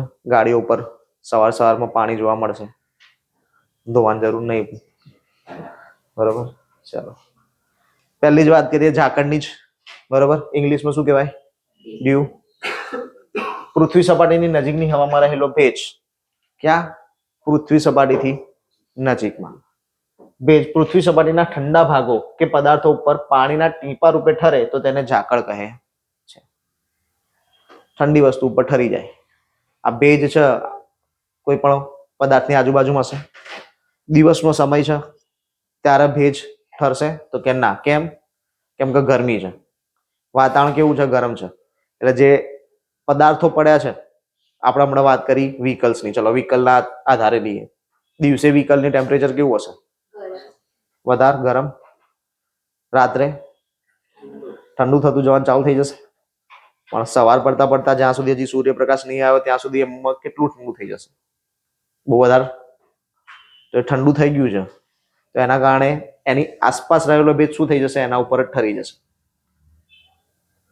સમજાય છે કે એની ઉપર જ ઠરી જાય ભેજ, તો એને શું કહેવાય? આપણે ઝાકળ. એને આપણે ઝાકળ તરીકે ઓળખીશું. એવું થાય કે ત્યાં વરસાદ આવી જાય? નહીં થવાનું. કેમ? કેમ કે એટલું બધું બી ઠંડુ નહીં કે એટલું મોટું ઘનીભવન થઈ જાય, પણ સામાન્ય ઘનીભવન થાય છે. તો એના કારણે શું મળે છે આપણને? ઝાકળ. જમીન વિસ્તારો રાત્રે ઝડપથી ઠંડા પડે છે ત્યારે એના સંપર્કમાં રહેલી હવા પણ ઠંડી થાય છે. આજે આપણે હાલ વાત કરીએ છીએ. ધીમે ધીમે રાત્રે ઠંડુ થતું જશે અને એની આસપાસના પદાર્થો. આમ ઠંડી પડેલી હવાનું તાપમાન ઝાકળ બિંદુથી પણ નીચે જાય તો હવામાં રહેલો વધારાનો ભેજ પૃથ્વી સપાટીના ઘન પદાર્થો પર પાણીના ટીપા કે ઝાકળ સ્વરૂપે ઠરી જાય. આ જ વાત આપણે કરી. હવામાં રહેલો પૂરતો ભેજ, સ્વચ્છ આકાશ, શાંત હવામાન અને શિયાળાની લાંબી રાત્રિ વગેરે ઝાકળ બનવા માટે આદર્શ સંજોગો છે. શિયાળામાં રાત્રિનો સમયગાળો લાંબો એટલે સાપેક્ષ આર્દ્રતા માટે ફાયદો. આવું જ યાદ રાખવાનું. હવે પેલું ભૂલી જવાનું કે ઠંડી વધારે. બરોબર. ચલો, એટલે શું થશે? લાંબી રાત્રિ છે, ઠંડી વધારે છે, તો ઝાકળ સવારે જોવા મળશે. ચલો, શિયાળામાં વહેલી સવારે વૃક્ષોના પાંદડા, ઘાસ અને મકાનો ઉપર ઝાકળ પડેલું સ્પષ્ટ જોવા મળે છે. ચકુ એવું છે ને ઝાકળ ના જોયું આજ સુધી? બધાએ જોયું જ હોય.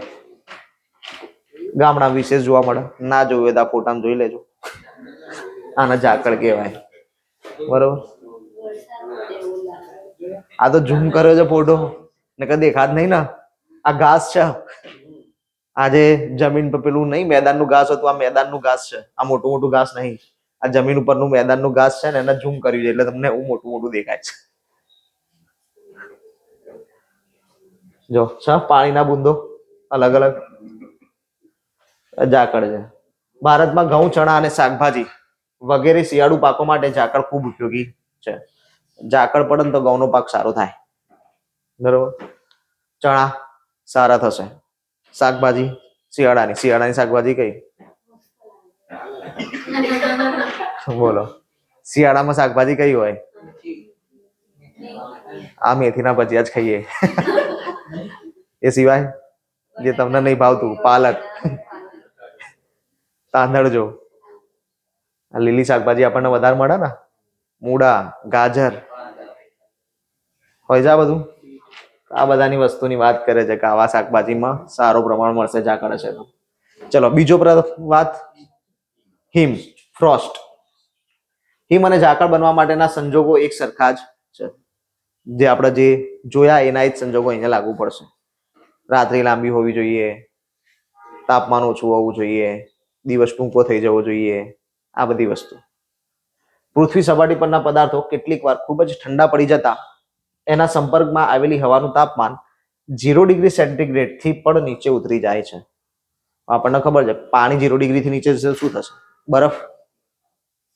0 ડિગ્રીથી નીચે ઉતરવાનું ચાલુ થાય એટલે બરફ બનવાની શરૂઆત થઈ જાય. તો અહીંયા 0 ડિગ્રીથી નીચે ઉતર્યું છે તો બરફ બનશે.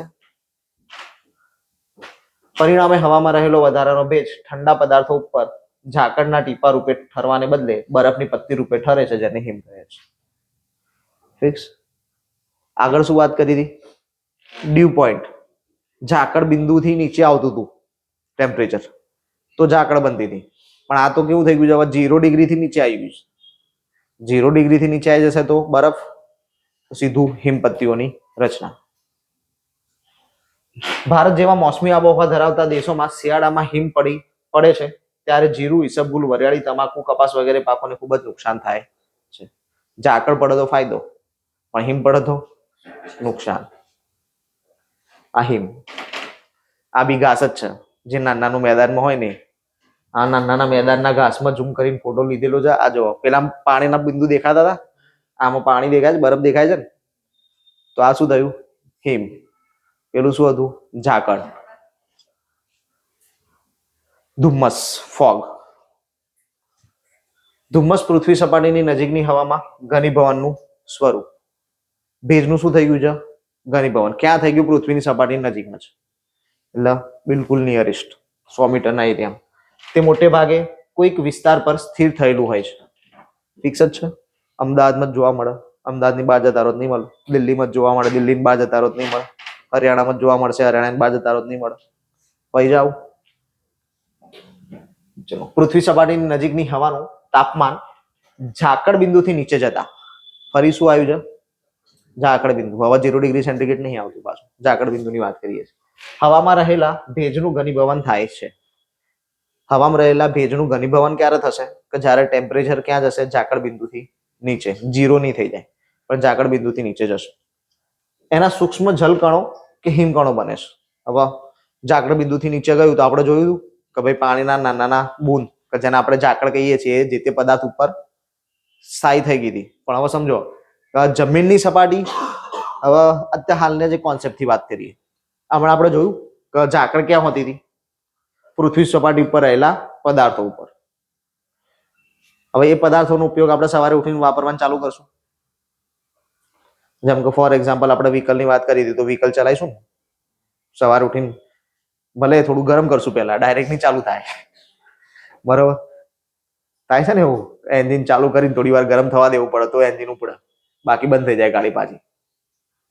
તો આ વસ્તુ તમારે ગરમ થવા દેવું પડે છે. તો એને હીટ લીધી, ગાડીથી હીટ જનરેટ થઈ ને, આ ગાડીની જે હીટ જનરેટ થઈ એ રિલીઝ બી તો થશે ને. તો રિલીઝ ક્યાં થશે? એટ અ ટાઈમ તો નીચેના એટમોસ્ફિયરમાં જ. હવે જે આખું ટેમ્પરેચર હતું, ઝાકળ ક્યારે બની હતી પદાર્થો ઉપર? જ્યારે નિયરેસ્ટનું બધું જ ટેમ્પરેચર એક સરખું હતું ત્યારે. પણ હવે આપણે શું કરવાનું ચાલુ કર્યું? નીચે હીટ આપવાનું ચાલુ કરી દીધું. ઉપર તો જેવી ને એવી સ્થિતિ, નીચે શું કરીએ છીએ? હીટ આપીએ છીએ. અને નીચે હીટ આપીએ છીએ, આપણે આગળ ભણી ગયા કે જેમ જેમ ગરમી વધશે એમ એમ શું થશે? હલકી હવાની ગાળી ઉપર ચડશે, ઠંડી નીચે આવતી જશે. પણ એની બી એક લિમિટેશન હોવી જોઈએ. માનો કે ઉપર ભારે હવા જેટલી બધી છે કે ગરમ હવાનું ઉપર જવા દેવાની ક્ષમતા જ નહીં, તો ગરમ હવા શું કરશે? નીચે નીચે બીજી વસ્તુઓને ગરમ કરવાનું ચાલુ કરશે ને.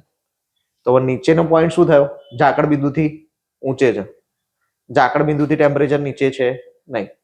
એટલે જમીન સપાટીથી નજીકનો વિસ્તાર કેવો છે? ઝાકળ બિંદુથી ઊંચો ટેમ્પરેચર ધરાવે છે.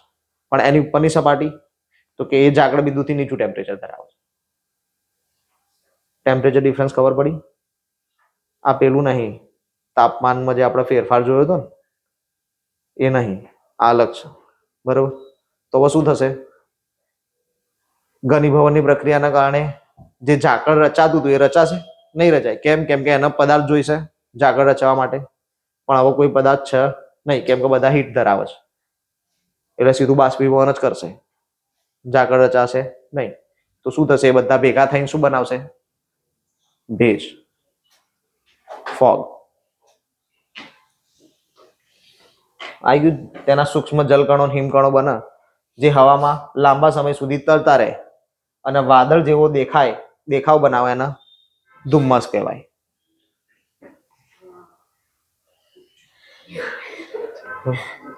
પાસ થઈ જાવ પછી ફરવા જજો.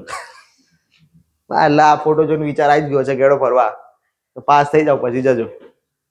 ચલો, ઝાકળની જેમ ધુમ્મસ બનવા માટેના અનુકૂળ સંજોગોમાં હવામાં રહેલો પૂરતો ભેજ, સ્વચ્છ આકાશ, શાંત હવામાન, શિયાળાની લાંબી રાત્રિ અને સૂક્ષ્મ રજકણો વગેરેનો સમાવેશ થાય છે. પેલી પ્રોસેસ ધુમ્મસના આધારે આપી છે કે ભાઈ જો અહીંયા આ વ્હાઈટ દેખાય છે વચ્ચે, આ ધુમ્મસ છે, બરોબર? રાતના સમયે કેવી રીતે ધુમ્મસનું નિર્માણ થાય છે જે સવારે પણ જોવા મળે છે, એ કોન્સેપ્ટ અહીંયા ક્લિયર કર્યો છે. હવે ઠંડી હવા નીચે ઉતરી, ઝાકળ બિંદુથી નીચે ટેમ્પરેચર ગયું, ધુમ્મસની રચના થઈ ગઈ. ધુમ્મસની રચના થઈ ગઈ, હવા બંને બાજુથી હવા નીચે જાય હતી. ઠંડી હવા હતી, અહીંયા ગરમ હવા હશે, પબ્લિક રહેતી હતી, બે બાજુ પર્વતો છે, તો અહીંયાની ગરમ હવા ઉપર ચડી, તો ઠંડી હવા બે બાજુથી નીચે ઉતરી, ઝાકળ બિંદુથી ટેમ્પરેચર નીચે ગયું, એટલે અહીંયા શું થઈ ગયું? ધુમ્મસ. આ સમય કયો છે? રાત્રિનો. ચંદ્ર દેખાય છે, સૂરજ આવી જશે તો ઊંધું થઈ જશે, બરોબર? ચલો, ધુમ્મસથી વાતાવરણ ધુમાડિયું લાગે છે, હવાની દ્રશ્યતા ઘટે છે. આપણે જોઈએ છીએ કે ઘણા એક્સપ્રેસ વે ઉપર ધુમ્મસના કારણે મોટા મોટા એક્સિડન્ટ થતા હોય, એક સાથે 20 ને 25 વ્હીકલ્સનું એક્સિડન્ટ થઈ જાય છે. કેમ કે એક્સપ્રેસ વે ઉપર સ્પીડ 70, 80, 90 ની હોય. આપણે ઓછી કહીએ છીએ, ધુમ્મસમાં આટલી સ્પીડમાં ગાડી ચાલતી હોય, 120 ના જાય પછી કોઈ, પણ 70, 80, 90 તો જતા જ હોય બધા. હવે એનું સિમ્પલ વસ્તુ છે કે આગળ કોઈક એક્સિડન્ટ થઈ ગયું, આગળવાળી ગાડીના પાછળવાળી ગાડીએ એક્સિડન્ટ કરી દીધું છે, તો પાછળવાળાને તો દેખાવાનું જ નહીં કે આગળ ગાડી ઊભી છે, તો એ તો 80 ની જ આવતો હશે. એને દેખાશે ક્યારેક જ્યારે નજીક આવી જશે, પછી એનાથી બ્રેક વાગવાની છે 80, 90 સ્પીડે, તો એ બે ગાડીમાં જઈને ઠોકાવાના જ છે ભાઈ. તો આવી રીતે લગભગ 20-25 ગાડીઓ ઠોકાઈ જતી હોય છે. પછી પબ્લિક આગળ જવાનું ચાલુ કરે, બૂમો પાડવાનું ચાલુ કરે, ધીમી પાડો, આગળ એક્સિડન્ટ થાય છે. બરોબર, તો ધુમ્મસ ઇફેક્ટ કરે છે. ઇફેક્ટ શું થઈ? દ્રશ્યતા ઘટી, એમ લાંબુ જોઈ ના શક્યા. એક્સિડન્ટ થવાનું મૂળ કારણ શું હતું? બહુ દૂરનું દેખાયું નહીં, એટલા માટે જ એક્સિડન્ટ થયું ને. કેમ કે દૂરનું દેખાઈ ગયું હોત તો સ્પીડ ઓછી કરી દીધી હોત તો એક્સિડન્ટ ના થાય. વિશ્વના કેટલાક દેશોમાં પરિવહન માર્ગો માટે ધુમ્મસ ખૂબ જ અવરોધક બને છે. આપણે હાલ આની જ વાત કરી, આ જ એક્ઝામ્પલ લીધું, આ ફોટો એનો. હવે અહીંયાથી આ ગાડી વાળાને પેલી ગાડી દેખાય કે ના દેખાય? કેટલું ડિસ્ટન્સ હશે આ? 100 મીટર, 150 મીટર? વિચારો કેટલું જોઈ શકાય? 100, 150, 200 મીટર જોઈ શકો ખાલી તમે, એના પછીનું દેખાય જ નહીં. હવે 80, 90 જતા હોય 100, 150, 200 મીટર કાપતા વાર કેટલી? ચલો નેક્સ્ટ. ગાઢ ધુમ્મસને કારણે વિમાનો ઉડ્ડયન કરી શકતા નથી. ગાઢ ધુમ્મસ હોય, વિમાન બી ઉડી ના શકે. 1952 ડિસેમ્બર મહિનામાં લંડનના હિથ્રો હવાઈ મથકે સતત 4 દિવસ સુધી ગાઢ ધુમ્મસ છવાયેલું રહેવાને લીધે હજારો મુસાફરો અટવાઈ પડ્યા હતા. આનું એક્ઝામ્પલ, આ એક્ઝામ્પલ તો આપણે લઈ લીધું હતું, આનું એક્ઝામ્પલ આપણે જોઈ લીધું છે, અને આપણને સામાન્ય રીતે સમાચારો જોવા બી મળતું હોય છે, એટલે આપણે આનો કવર નહીં કર્યો. પણ આ હવાઈ તો કે 1952 લંડનનું હિથ્રો હવાઈ મથક 4 દિવસ બંધ રાખ્યું. શેના કારણે? ગાઢ ધુમ્મસના કારણે. નેક્સ્ટ ચોથો પોઈન્ટ આપણો વાદળ, કે જેનાથી આપણને વરસાદ સુધી પહોંચવામાં મદદ મળશે. પૃથ્વી સપાટીથી ઊંચેની હવામાં રહેલું ધુમ્મસ વાદળ તરીકે ઓળખાય છે. ભેજવાળી હલકી હવા ઊંચે જતા ઠંડી પડે છે, તેમાં રહેલો ભેજ ઠરે છે. હવે કીધું હતું, ગરમ હશે, ઉપર ચડશે, ઠંડી પડશે, હીટ છોડી દેશે અને વાદળ ઘનીભવન થઈને બની જશે. ઊંચે ચડતી હવાનું તાપમાન ઝાકળ બિંદુથી નીચે જતા વધારાના ભેજનું ઘનીભવન થાય છે. હવે જો સિમ્પલ વસ્તુ, આ જ વસ્તુ આગળ થઈ હતી ધુમ્મસમાં. ધુમ્મસમાં આનાથી કઈ અલગ થયું હતું? ધુમ્મસમાં બી આ જ થયું હતું ને, તો ત્યાં કેમ વાદળ ના બન્યું? જમીન સપાટીથી બિલકુલ નજીક હતું. આ જમીન સપાટીથી કેવું છે? ઊંચું. તો જમીન સપાટીથી નીચે જ્યારે ટેમ્પરેચર ઝાકળ બિંદુથી નીચે જાય તો ભેજ શેનું નિર્માણ કરે? ધુમ્મસનું. પણ ઊંચાઈ ઉપર જ્યારે ભેજનું પ્રમાણ મતલબ ટેમ્પરેચર ઝાકળ બિંદુથી નીચે જશે તો એ શેનું નિર્માણ કરશે? વાદળનું. કેમ? કેમ કે બેમાં પ્રક્રિયા કઈ થશે? ઘનીભવનની. ડન? બંને ઘનીભવન થશે, પણ પૃથ્વી સપાટીથી નજીકમાં ઘનીભવન થશે તો શું આવશે? ધુમ્મસ, ફોગ. અને ઉપર થશે તો વાદળ. હવામાં આવેલા ભેજગ્રાહી રજકણો ઉપર પાણીના અસંખ્ય જલબિંદુઓ બંધાય છે. જે ઝાકળ પડી હતી ને એ ઝાકળ હવે ઉપર આકાશમાં રચાય છે. હવાનું તાપમાન 0 ડિગ્રી સેન્ટીગ્રેડ થી પણ નીચું જાય તો રજકણો ઉપર જલબિંદુઓને બદલે સૂક્ષ્મ હિમપત્તીઓ બંધાય છે. સેમ હિમમાં થયું હતું આવું? પહેલા જોયું હતું કે ઝાકળ પોઈન્ટ થી નીચે જાય તો પાણીની બૂંદો જોઈ હતી ઘાસ ઉપર આપણે? એ ઝાકળ હતું, જમીન પર હતું. પછી સેમ ક્યાં જોયું? ઉપર આકાશમાં. તો સેમ આકાશમાં બી હિમ બી આવશે કે ભાઈ 0 ડિગ્રી કરતા ટેમ્પરેચર નીચે ગયું તો પાછું એ શું થઈ જશે? હિમપત્તીમાં રૂપાંતર. ક્યાં? આકાશમાં ઉપર. વાદળની વાત ચાલે છે અત્યારે. આ જલબુંદો કે હિમપત્તીઓ વજનમાં હલકી હોવાથી હવામાં તરતા રહે છે. આપણને એવું થાય ને કે હિમ બને ઉપર પત્તી બની તો નીચે ના જવી જોઈએ, પણ કેવી છે? હલકી છે, એટલે પવનની જોડે જોડે ફરે રાખશે, નીચે પડશે નહીં. આમ ઉપરની હવામાં પાસે આવેલા અસંખ્ય તરતા જલબુંદો કે હિમપત્તીઓના સમૂહને વાદળ કહે છે. પવનમાં એક સાથે ફરતા રહે એવા જલબુંદો અથવા તો હિમપત્તીઓ જે એક સાથે છે, બધી એક સમૂહ છે, એક સમૂહને શું કહીએ છીએ આપણે? વાદળ. અને આ બધા વાદળો એકબીજાની જોડે જોડે આવે એટલે શું કહીએ? વાદળો. અને પછી એકબીજાને અથડાય એટલે શું થાય? વીજળી. વાદળોની ઊંચાઈ અને સ્વરૂપની રચનાના આધારે તેના મુખ્ય 4 પ્રકાર. વાદળમાં તો કાળા વાદળ અને સફેદ વાદળ. ઘેર દાદા દાદી એવું શીખવાડ્યું હતું કે આ વાદળમાં પાણી હોય, ના વાદળમાં પાણી ના હોય. હા, બીજા કયા ચાલી યાર. ચલો, તો આ તંતુ વાદળ, પડ વાદળ, ઢગ વાદળ અને વર્ષા વાદળ, આ 4 પ્રકાર છે વાદળોના. ફોટોગ્રાફ્સમાં જોઈએ પછી એક એક શાંતિથી સમજીએ. પહેલા ફોટોગ્રાફ જોઈ લઈએ, કેમ કે સમજીશું તો નહીં ખબર પડે. પહેલું છે તંતુ વાદળ. હિમકણો અથવા તો જલબુંદો જે છૂટી છવાઈ છે એને શું કહેવાય? તંતુ વાદળ. ભેગી છે નહીં. માનો કે હવે થોડી ભેગી થઈ ગઈ. પડ વાદળ, એનાથી વધારે ભેગા થયા બધા. હિમપત્તીઓ બી ભેગી થઈને, જલબુંદો બી ભેગી થઈને બધું ભેગું થઈ ગયું તો ઢગ વાદળ. અને પછી બધા ઢગ વાદળો ભેગા થઈ ગયા તો ઊંચાઈ જોતા જાઓ, એક એક કરીને નીચે આવતી જાય છે. જેમ વજન વધશે એમ ગુરુત્વાકર્ષણ બળ ખેંચશે, ઊંચાઈ ઘટશે. તો એને છૂટું છવાયું હતું, વજન ઓછો, પવનમાં ઊંચે ભેગું થઈ ગયું, થોડું નીચે આવશે. ફરી ભેગું થયું, વધારે નીચે. ફરી ભેગું થયું, વધારે નીચે. વધારે નીચે આવી ગયું તો શું થઈ ગયું? વરસાદ વરસી ગયો. એટલે પાણી પાછું આવી ગયું દરિયામાં, નદીમાં, સમુદ્રમાં. ફરી પાછી ઘનીભવનની પ્રક્રિયા અહીંયાથી પાછી ચાલુ થાય. ડન. આખા આપણે પ્રોસેસ ચાલુ કરી હતી બાષ્પીભવનથી. બાષ્પીભવનથી ધીમે ધીમે ઘનીભવન કર્યું, ઝાકળ લાયા, ધુમ્મસ લાયા, હિમ લાયા, વરસાદ વાદળ આયા. હવે આ વાદળથી પાછા આપણે ક્યાં જઈશું? પાણી બાષ્પીભવનમાં પાછા. જ્યાં બાષ્પીભવન સુધી પાછા પહોંચશું ત્યાં આપણો લેક્ચર પૂરો થશે. પહેલું તંતુ વાદળ. તંતુ વાદળો આકાશમાં લગભગ 10 કિલોમીટરથી વધુ ઊંચાઈએ જોવા મળે છે. જો આ જે છે ને એ સ્ટેટમેન્ટો યાદ રાખજો. Police constable, PSI, GPSC, STI, કોઈ પણ પરીક્ષા લઈ લો. સીસી ગ્રુપ બી મેન્સ આવશે. હવે કોઈ પણ પરીક્ષા લઈ લો, હવે આપણને ખબર છે કે સ્ટેટમેન્ટ આધારિત ક્વેશ્ચન પૂછાય છે. સીધા જે વનલાઇનર ક્વેશ્ચન આવતા હતા એ હવે બહુ ઓછા થઈ ગયા છે.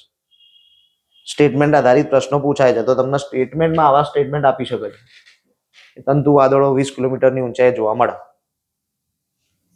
10 કિલોમીટરથી વધુ ઊંચાઈએ જોવા મળે છે.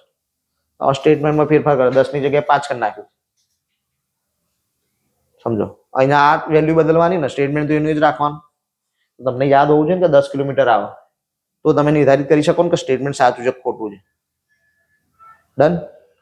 તો આવા સ્ટેટમેન્ટ યાદ રાખજો. આ ખાલી ખાલી તમને ખબર પડે કે ખાલી વાંચવાનું છે એટલા માટે જ આવા સ્ટેટમેન્ટ નહીં આપ્યા. આ બધા સ્ટેટમેન્ટો સીધી રીતે તમને એક્ઝામમાં પૂછી પણ શકે છે. આ વાદળો સૂક્ષ્મ હિમપત્તીઓના બનેલા હોય છે. કયા? તંતુ વાદળો. શેના બનેલા છે? હિમપત્તીના. કેવી? સૂક્ષ્મ. તેથી તે સૂર્યના પ્રકાશમાં સફેદ પૂણી જેવા લાગે છે. સૂર્યપ્રકાશ પડશે એટલે થોડું ચમકશે. હિમ છે, બરફ છે તો થોડો ચમકશે ને રિફ્લેક્શનના કારણે. તો એ રૂની પૂણી જેવા લાગે. સફેદ પૂણી, રૂની પૂણી. અને સૂર્યાસ્ત સમયે રંગીન લાગે છે.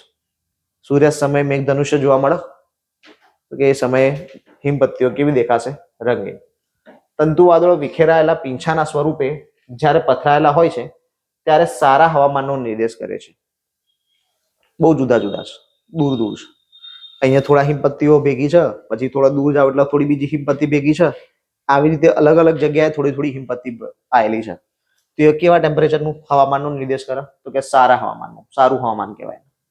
ખરાબ હવામાન ક્યારે કહેવાશે? પરંતુ જો નિયમિત પટ્ટામાં ગોઠવાયેલા દેખાય, એટલે હિમપત્તી એક પછી એક, એક પછી એક, એક પછી એક ગોઠવાયેલી જ છે. આખું હિમપત્તીથી એક લેયર બની ગયું છે. તો એ કેવા ટેમ્પરેચરનું હવામાનનું એ કરે છે? ખરાબ. કેમ? કેમ કે શું આવે છે? ચક્રવાત. ચક્રવાત આવે ખરાબ હવામાન, કેટલું બધું નુકસાન થાય. આ વાદળો વરસાદ આપતા નથી. વરસાદ જોડે તંતુ વાદળને કઈ લેવા દેવા નહીં. કેમ? કેમ કે પોતે હિમપત્તી છે. હિમપત્તીનો બરફ પાણી હાલશે. ચલો, પડ વાદળ. જેમ ખારી બિસ્કિટમાં, ખારી બિસ્કિટ એટલે ઘેર ખારી ખાવજો, ખારી આમ કરીને આમ તોડો છો બે ભાગમાં, તૂટે છે. એની અંદર બી તમે જોવો છો કે એક ભાગ હોય એમાં બી એકની ઉપર એક લેયર હોય છે. તો એ જ વસ્તુ કીધી છે. જેમ ખારી બિસ્કિટમાં એક પડ પર બીજું પડ ગોઠવાયેલું હોય છે, તેવી જ રીતે આ પ્રકારના વાદળમાં પણ એક પડ પર બીજું પડ ગોઠવાયેલું હોય, તેવો તેનો વિશિષ્ટ આકાર હોવાથી આ વાદળ પડ વાદળ કહેવાય છે. પડ, એક પડની ઉપર બીજું પડ, બીજા પડની ઉપર ત્રીજું પડ. જેમ ખારીમાં આપણે જોઈએ છે સેમ એવી રીતે. ખારી બિસ્કિટ એટલે પેલી બિસ્કિટ આવવાનું જેમાં મીઠું વધારે એ નહીં, મોનેકો નહીં. બરાબર. ચાલો, પૃથ્વી સપાટીથી આશરે 10 કિલોમીટરની ઊંચાઈ સુધી આ વાદળો જોવા મળે છે. તંતુ વાદળો કીધું હતું 10 કિલોમીટરથી ઉપર. આને શું કીધું? 10 કિલોમીટર સુધી, 10 કિલોમીટરની ઊંચાઈ સુધી. 10 કિલોમીટરથી ઉપર નહીં હોય. 10 કિલોમીટરથી ઉપર તો શું આવશે? તંતુ વાદળ આવશે. 10 કિલોમીટર સુધીમાં કયા વાદળ આવશે? પડ વાદળ. આ વાદળો વાતાવરણીય વિક્ષોભોની આગાહી કરે છે. વાતાવરણીય વિક્ષોભો, પશ્ચિમી વિક્ષોભ, પૂર્વીય વિક્ષોભ, આ બધા વિક્ષોભ આવશે. એ આગળ આપણે જ્યારે પવન વાળું ચેપ્ટર ભણશું ત્યારે ડિટેલમાં જોઈશું વિક્ષોભ શું છે. હવાના ઉપરના થરોમાં એક બાજુથી ગરમ હવાનો પ્રવાહ અને બીજી બાજુથી ઠંડી હવાનો પ્રવાહ એકબીજા ઉપર થઈને આવે તો પડ વાદળ જેવો આકાર બને છે. એટલે શું થાય છે? હવે ઠંડી હવાનું એક સર્ક્યુલર મોશન અલગ હશે, ગરમ હવાનું સર્ક્યુલર મોશન અલગ હશે. પણ થાય છે કેવું? અહીંયાથી આમ ગરમ હવા આવી, આ બાજુથી ઠંડી હવા આવી, લેયર બની ગયું. ફરી પાછી ગરમ હવા આવશે, ફરી પાછી ઠંડી હવા આવશે. એટલે આ રીતે ગરમ અને ઠંડી હવાના લેયરોથી શું બનશે? પડ વાદળ. નીચા પડ વાદળો ધીમો વરસાદ આપે છે. 10 કિલોમીટર સુધી લખ્યું હતું, એટલે જરૂરી થોડી છે કે 10 કિલોમીટર એટલે 5 કિલોમીટર ના હોય એવું બને કે ના? 5 કિલોમીટર બી હોઈ શકે, એનાથી નીચે પણ હોઈ શકે. તો વધારે પડતા નીચે આવી જશે તો પછી શું આપશે? વરસાદ. પણ કેવો હોય? ઓછો હોય. કેમ? કેમ કે એની કેપેસિટી નથી. તંતુ વાદળ તો આવતા જ નહીં નીચે. પરંતુ આકાશમાં ચાદરની જેમ પથરાયેલા વધુ ઊંચાઈના પડ વાદળો વરસાદ આપતા નથી. એટલે કે જે ઊંચે છે, જે સામાન્ય જોવા મળે ઉનાળામાં, ઉનાળાની રાત્રિમાં, રાત્રે જ્યારે આપણે આકાશમાં જોઈએ તો વાદળો જોતા દેખાય. આપણા સમયમાં જ્યારે નાના હતા ત્યારે આપણને પેલા દાદા દાદી વાર્તાઓ કહેતા ને ભાઈ કહેતા જો આ વાદળો પાણી ભરવા જાય છે, 2 મહિના રહીને પાણી ભરીને પાછા આવશે. કહેતા હતા આવું. તે વાદળો જતા જોતા હતા ને, વરસતા હતા ખરા એ વાદળો ત્યારે. હા, તે કયા હતા?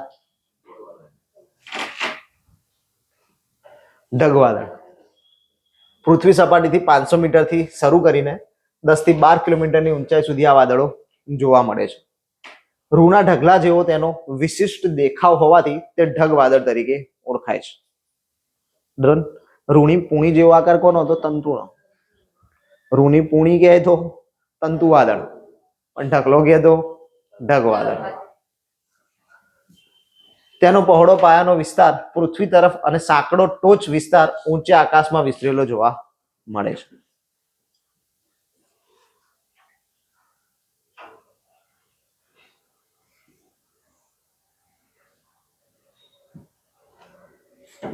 નીચેનો વિસ્તાર મોટો છે, કે ખૂણા ખાંચા દેખાય છે? ઉપર ખૂણા ખાંચા દેખાય છે?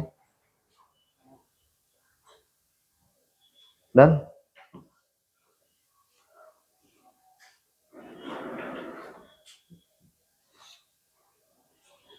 તેનું તળિયેથી ટોચ સુધીનું અંતર સેંકડો મીટર હોય છે. મતલબ આમ બહુ ઊંચાઈમાં બહુ વધારે હોય છે. પહોળાઈ તો હોય જ છે, ઊંચાઈ બી વધારે હોય છે. દિવસે ગરમ હવાના ઉષ્ણતાના પ્રવાહોથી ઢગ વાદળો વિસ્તરે છે અને રાત્રે તેઓ અદ્રશ્ય થઈ જાય છે. વિસ્તરણ થશે, અંદર રહેલી એનર્જી હીટ મેળવશે. આપણને ખબર છે પેલા 3 સ્ટેટ. વાયુ વધારે જગ્યા રોકા, પ્રવાહી એનથી ઓછી, ઘન એનથી ઓછી. જેમ જેમ હીટ આપી એમ વસ્તુ અલગ થશે. ઘન પદાર્થ, પાણીને જ માનીએ, બરફ હોય એને હીટ આપીશું તો પાણી બનશે. બરફ જેટલી જગ્યા રોકતું ત્યાંથી વધારે જગ્યા રોકાશે ને. પછી પાણીને જ હીટ આપશું તો વરાળ એનાથી વધારે જગ્યા રોકશે. તો હવે અહીંયા જે આ વાદળો છે એ શું છે? વાયુ સ્વરૂપ છે કે પ્રવાહી સ્વરૂપ છે કે ઘન સ્વરૂપ છે? આપણે કીધું જલબુંદો અને હિમપત્તીઓ ભેગી થઈને વરાળ બની છે, અરે મતલબ વાદળ બન્યા છે. તો અત્યારે આમાં શું છે? જલબુંદો અને હિમપત્તી. હવે આને હીટ આપીશું તો શું થશે? તો જગ્યા રોકશે, વિસ્તરણ થશે, પણ પાછું રાત્રે ઠંડુ પડે તો હતું એની કન્ડિશનમાં આવી જશે. અહીંયા કીધું છે કે દિવસે શું થશે, વિસ્તરણ, રાત્રે અદ્રશ્ય. ખૂબ મોટા ઢગ વાદળો વર્ષા વાદળમાં ફેરવાઈ જાય છે ત્યારે તે ગાજવીજ સાથે મુસળધાર વરસાદ આપે છે. ખૂબ મોટા ઢગ વાદળ વર્ષા વાદળમાં ફેરવાઈ જાય, બધા ઢગ વાદળ એકબીજા સાથે અથડાઈને ભેગા થઈ ગયા, જે સહન કરવાની તાકાત હતી ઊંચા કરી રાખવાની તાકાત હવે રહી નહીં. કોના? હિમપત્તીના પાણીના. તો એ શું કરશે, હવે પાણીના વરસાઈ દેશે. ડન. પણ શું થશે, ઢગ વાદળ છેલ્લે શેમાં રૂપાંતરિત થાય છે, વર્ષા વાદળની વાત કરીએ. પૃથ્વી સપાટીથી વધુમાં વધુ 2 કિલોમીટરની ઊંચાઈ સુધીમાં જ વાદળો જોવા મળે. વર્ષા વાદળ ક્યાં સુધી હોય, 2 કિલોમીટર સુધી જ હોય, 2 કિલોમીટરથી ઉપર ના હોય. પણ ઢગ વાદળ 10 કિલોમીટર સુધી હતા, 10 થી 12 લખ્યું હતું. પછી એની ઉપર જોયું હતું આપણે પડ વાદળ 10 કિલોમીટર સુધી, તંતુ વાદળ 10 કિલોમીટરથી વધુ. આ 4 સ્ટેટમેન્ટ થયા. વાદળનો જ એક પ્રશ્ન પૂછવો હોય તો આ 4 સ્ટેટમેન્ટ મૂકીને પ્રશ્ન પૂછી શકાય. તંતુ વાદળ 10 કિલોમીટરથી વધુ ઊંચાઈ જોવા મળે, પડ વાદળ 10 કિલોમીટર સુધી જોવા મળે, ઢગ વાદળ છે એ 10 થી 12 કિલોમીટર સુધી જોવા મળે, અને વર્ષા વાદળ છે એ 2 કિલોમીટરથી વધુ ઊંચાઈએ જોવા મળે. તો ના, 2 કિલોમીટરથી નીચે જોવા મળે, ઉપર જોવા મળે નહીં. આપણે શું થાય, ઉપરના 3 સ્ટેટમેન્ટ સાચા છે, નીચે જોઈ 2 કિલોમીટર લખેલું છે, પછી જોવાના જે વિચારવાના જે એક વધારે લખ્યું છે, બરોબર. 2 કિલોમીટરથી વધુ ઊંચાઈ જોવા મળે, ના, નીચે જોવા મળે 2 કિલોમીટર. ડન. તો સ્ટેટમેન્ટ વાળા જયારે ક્વેશ્ચન આવે ત્યારે એને શાંતિથી વાંચવાના, જોવાના, સમજવાના, પછી ટીક કરવાના. ચલો, અન્ય વાદળોની સરખામણીમાં તે સૌથી નીચા વાદળ છે. બીજા કોઈ વાદળ આયા જ નતા 2 કિલોમીટરથી નીચે. આ વાદળો ગાજવીજ સાથે ખૂબ જ વરસાદ આપે છે. ચોમાસામાં જોઈએ જ છીએ. કાળા ડિબાંગ ગાઢ નજીક અને ઘેરા રંગના હોય છે. વર્ષા ઋતુમાં ક્યારેક આખું આકાશ વર્ષા વાદળોથી ઘેરાઈ જાય છે. કાળા ડિબાંગ વાદળોથી છવાયેલા આકાશને જોઈને ચોમાસાનો અનુભવ થાય છે. ચોમાસામાં બધું આપણે જોઈએ જ છીએ. હવે છે વૃષ્ટિ, વરસાદ. પૃથ્વી સપાટી પરના પાણીનું બાષ્પીભવન થવાથી હવામાં ભેજ ભળે. પાછા પહેલી લાઈન આવી ગઈ જ્યાંથી ચાલુ કરી હતી. આ ભેજનું હવામાં ઘનીભવન થાય. કર્યું તો આપણે ઘનીભવન હવામાં. વિવિધ રૂપો જોયા. ઝાકળ, હિમ, ધુમ્મસ, વરસાદ. 4 સ્ટેટ જોયા આપણે. તો આ જ વાત કરે છે કે વિવિધ રૂપે પૃથ્વી સપાટી પર પાછો ફરે છે, જેને વૃષ્ટિ કહે છે. સામાન્ય રીતે વૃષ્ટિ ઇંચ, સેન્ટીમીટર અને મિલીમીટરમાં મપાય છે. 1 ઇંચ બરોબર કેટલા સેન્ટીમીટર? 2.54 સેન્ટીમીટર. અને કેટલા મિલીમીટર? તમને સીધું પરીક્ષામાં આવો બી પૂછી લેવામાં આવતું હોય છે ઘણી વખત કે ભાઈ 1 ઇંચ બરાબર કેટલા સેન્ટીમીટર અને કેટલા મિલીમીટર. આવું સીધું પરીક્ષામાં પૂછાતું હોય છે ઘણી વખત કે 1 ઇંચ બરોબર ખાલી જગ્યા સેન્ટીમીટર. ખબર હોય છે કેટલું થાય? 2.54. mm માં જાવ તો 1 પોઈન્ટ હટાવી દેવાનો, 25.4 mm મિલીમીટર. આ યાદ રાખજો. ઊંધું બી પૂછી શકે. 2.54 સેન્ટીમીટર બરાબર કેટલા ઇંચ? બની શકે કે આને વધારી દે, સીધું 5 કરી નાખે. 5 સેન્ટીમીટર બરાબર કેટલા ઇંચ? ગમે તે રીતે પૂછી શકે છે. આપણે આ સ્ટેટમેન્ટ યાદ રાખવાનું, આ સ્ટેજ યાદ હોવો જોઈએ. આ બીજી રીતે ક્યાં યુઝ થાય? મેથ્સ ની અંદર દાખલાઓ પૂછ્યા હોય, એક જે ડેટા છે એ સેન્ટીમીટરમાં, એક ડેટા જે છે મીટરમાં અથવા તો ઇંચમાં, એવી રીતે આપેલો હોય ત્યારે કામ લાગે. ચલો, વૃષ્ટિ માપવા વિવિધ પ્રકારના વૃષ્ટિ માપક સાધનોનો ઉપયોગ થાય છે. આના માટે અલગ અલગ ઘણા બધા સાધનો છે આપણી જોડે. વરસાદના 4 પ્રકાર હમણાં જોયા હતા. 4 પ્રકાર શેના હતા? વાદળના. હવે 4 પ્રકાર જોવાના છે ના વરસાદના. કયા 4 પ્રકાર છે? હિમ, બરફ, કરા, સ્લીટ અને જળ. જે સામાન્ય વરસાદ આવે એ જળ વરસાદ. કરા પડેલા અનુભવીએ છીએ. હવે તો દર વર્ષે એકાદ વખત અમદાવાદમાં બી કરા આવી જાય છે. કરા વૃષ્ટિ છે. સ્લીટ વૃષ્ટિ આપણે અલગ છે, એના માટે શિમલા મનાલી ફરવા જવું પડે. હિમ, બરફ વૃષ્ટિ કેનેડા, અમેરિકા. બરોબર, જોઈએ એક એક કરીને. હિમવૃષ્ટિ ભેજવાળી હવાનું તાપમાન 0 ડિગ્રી સેન્ટીગ્રેડ કરતા નીચું જાય, ભેજનું ઘનીભવન થાય, ભેજ નાના હિમકણો કે નાની હિમપત્તીઓના રૂપમાં ફેરવાઈ જાય. આ હિમમાં જોયું તું આખે આખું બેઠું હિમ આ રીતે જ રચાતું હતું, તો આ હિમ રચાઈ ગયું. આ હિમકણો કે હિમપત્તીઓ મોટી બનતા વૃષ્ટિ રૂપે પૃથ્વી સપાટી પર પડે છે. આપણે વાત કરી હતી કે જ્યારે હિમપત્તી છે હવે એમાં વજન નહીં અને છૂટી છવાઈ છે. છૂટી છવાઈ હોવાના કારણે વજન એટલો નથી આવતો, તો શું થાય છે, પવનમાં એની જાતે ફરી રાખે છે, નીચે પૃથ્વી પર આવતી નથી. પણ માનો કે આ બધી ભેગી થઈ જાય તો વજન વધી જશે, તો પૃથ્વી ઉપર નીચે આવશે. તો જ્યારે એ નીચે આવી જાય ત્યારે એને શું કહીશું, હિમપત્તીનો વરસાદ અથવા તો બરફ વરસાદ, સ્નોફોલ થાય છે. સ્નોફોલ. ચલો, કેનેડા, ગ્રીનલેન્ડ તેમજ ધ્રુવ પ્રદેશોમાં હિમવર્ષા સામાન્ય છે. હિમાલય, એન્ડીઝ, રોકીઝ અને આલ્પ્સ જેવા ઊંચા પર્વતોના શિખરો પર હિમવૃષ્ટિ ખૂબ થાય છે. આપણને જમ્મુ એન્ડ કાશ્મીરમાં જોવા મળે. હિમવૃષ્ટિથી જે તે પ્રદેશનું હવામાન ઠંડુ થાય છે અને પવનો દ્વારા તે ઠંડી દૂરના વિસ્તારો સુધી પહોંચે છે. હિમાલયમાં બરફ વર્ષા થઈ, દિલ્હીમાં તાપમાન ઘટી ગયું, આવા સમાચાર સાંભળે છે. જમ્મુ કાશ્મીરમાં બરફ વર્ષા થવાને કારણે દિલ્હીનું તાપમાન નીચું આવ્યું, અથવા તો હિમાલયની અંદર બરફ વર્ષા થવાને કારણે જે દિલ્હીના તાપમાનમાં ઘટાડો જોવા મળ્યો. આ બધા આવે તો એ બધું જ આના કારણે. દિલ્હીમાં બરફ વર્ષા થાય છે? ના, બરફ વરસાદ ક્યાં થાય છે? જમ્મુ કાશ્મીરમાં. પણ એની ઠંડી છેક દિલ્હી સુધી આવશે. શિયાળામાં હિમાલય પર ભારે હિમવૃષ્ટિ થાય છે ત્યારે સમગ્ર ઉત્તર ભારત, રાજસ્થાન અને ગુજરાત સુધી ઠંડીનું મોજું ફરી વળે છે. ડન? હવે થશે આપણે ત્યાં ઠંડી અનુભવીએ છે ને ઠંડી. જમ્મુ કાશ્મીરમાં એમાં શું થાય છે? બરફ વર્ષા ઇન્ફેક્ટ છે. ચલો નેક્સ્ટ, કરાવવૃષ્ટિ. વાદળમાંથી નીચે પૃથ્વી સપાટી તરફ આવતા પાણીના ટીપા. જો હવે આ સ્ટેટમેન્ટ વાંચવા નથી જવું, હું ડાયરેક્ટ સમજાવી દઉં તમને. કરા કેમ કે વાંચવા જશો, સમજવા જશો તકલીફ પડશે. હું ડાયરેક્ટ સમજાવું. પહેલા આપણે જોયું હતું કે પાણીની બુંદો હતી, થોડી હિમપત્તીઓ હતી, આવું બધું જોયું વાદળમાં. હવે જેમ જેમ એમાં વધારો થશે એમ એમ શું થશે? નીચે આવતું જશે, એમ એમ એ નીચે ઉતરશે. આ વસ્તુ ક્લિયર છે? હવે જૂનો કોન્સેપ્ટ યાદ કરીએ. દિવસનો સમયગાળો છે, સમુદ્ર સપાટી છે, બાષ્પીભવન થઈને ભેજ ઉપર આવશે, વરાળ આવતી જશે. એ ક્યાં જશે? ઉપર. એ ઉપર જશે ને. જ્યારે જલબુંદો અને હિમપત્તીઓનું વાદળ ક્યાં આવતું જશે? નીચે. તો આ બેનો ટકરાવ થશે. તો ટકરાવ થવાના કારણે શું થશે? ભેજના કારણે હવે ગરમ થઈ ગયું પાછું, તો પાછું ભેજ એને ક્યાં લઈ જશે? ઉપર. પાછું જેવું ઉપર જશે એવું વધારે ઠંડુ થઈ જશે. જે વરાળ હવા એને મળી એ બી પાછી હવે એને ઠંડી કરી નાખી, એટલે હવે ફરી પાછું નીચે આવશે. બસ ફરી પાછો ભેજ એને ઉપર લઈ જશે. આવું દિવસ દરમિયાન ચાલુ રહેશે, અપડાઉન.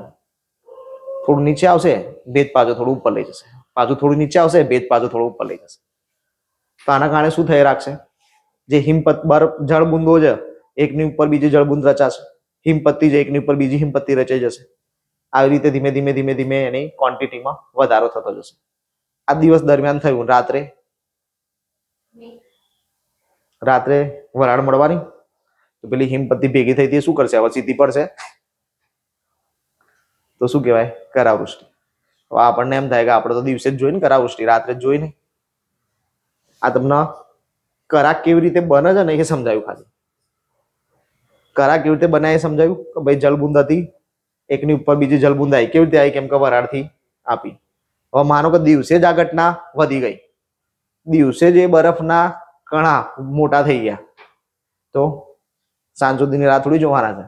એનો વજન વધી ગયો, ગુરુત્વાકર્ષણના કારણે ખેંચે નીચે આવશે, તો શું થશે? કરાવવૃષ્ટિ. સમજાય છે? સ્ટેટમેન્ટ વાંચી લો ખાલી. પૃથ્વી સપાટી તરફ આવતા પાણીના ટીપા ઉષ્ણતા નયનથી ઉદ્ભવેલા ઉદ્ધ્વ પ્રવાહો, ઉપર જતા પ્રવાહો દ્વારા ઊંચેની ઠંડી હવાના સ્તરોમાં ધકેલાય છે. ત્યાં તે ઠરીને બરફના કણોમાં ફેરવાય છે.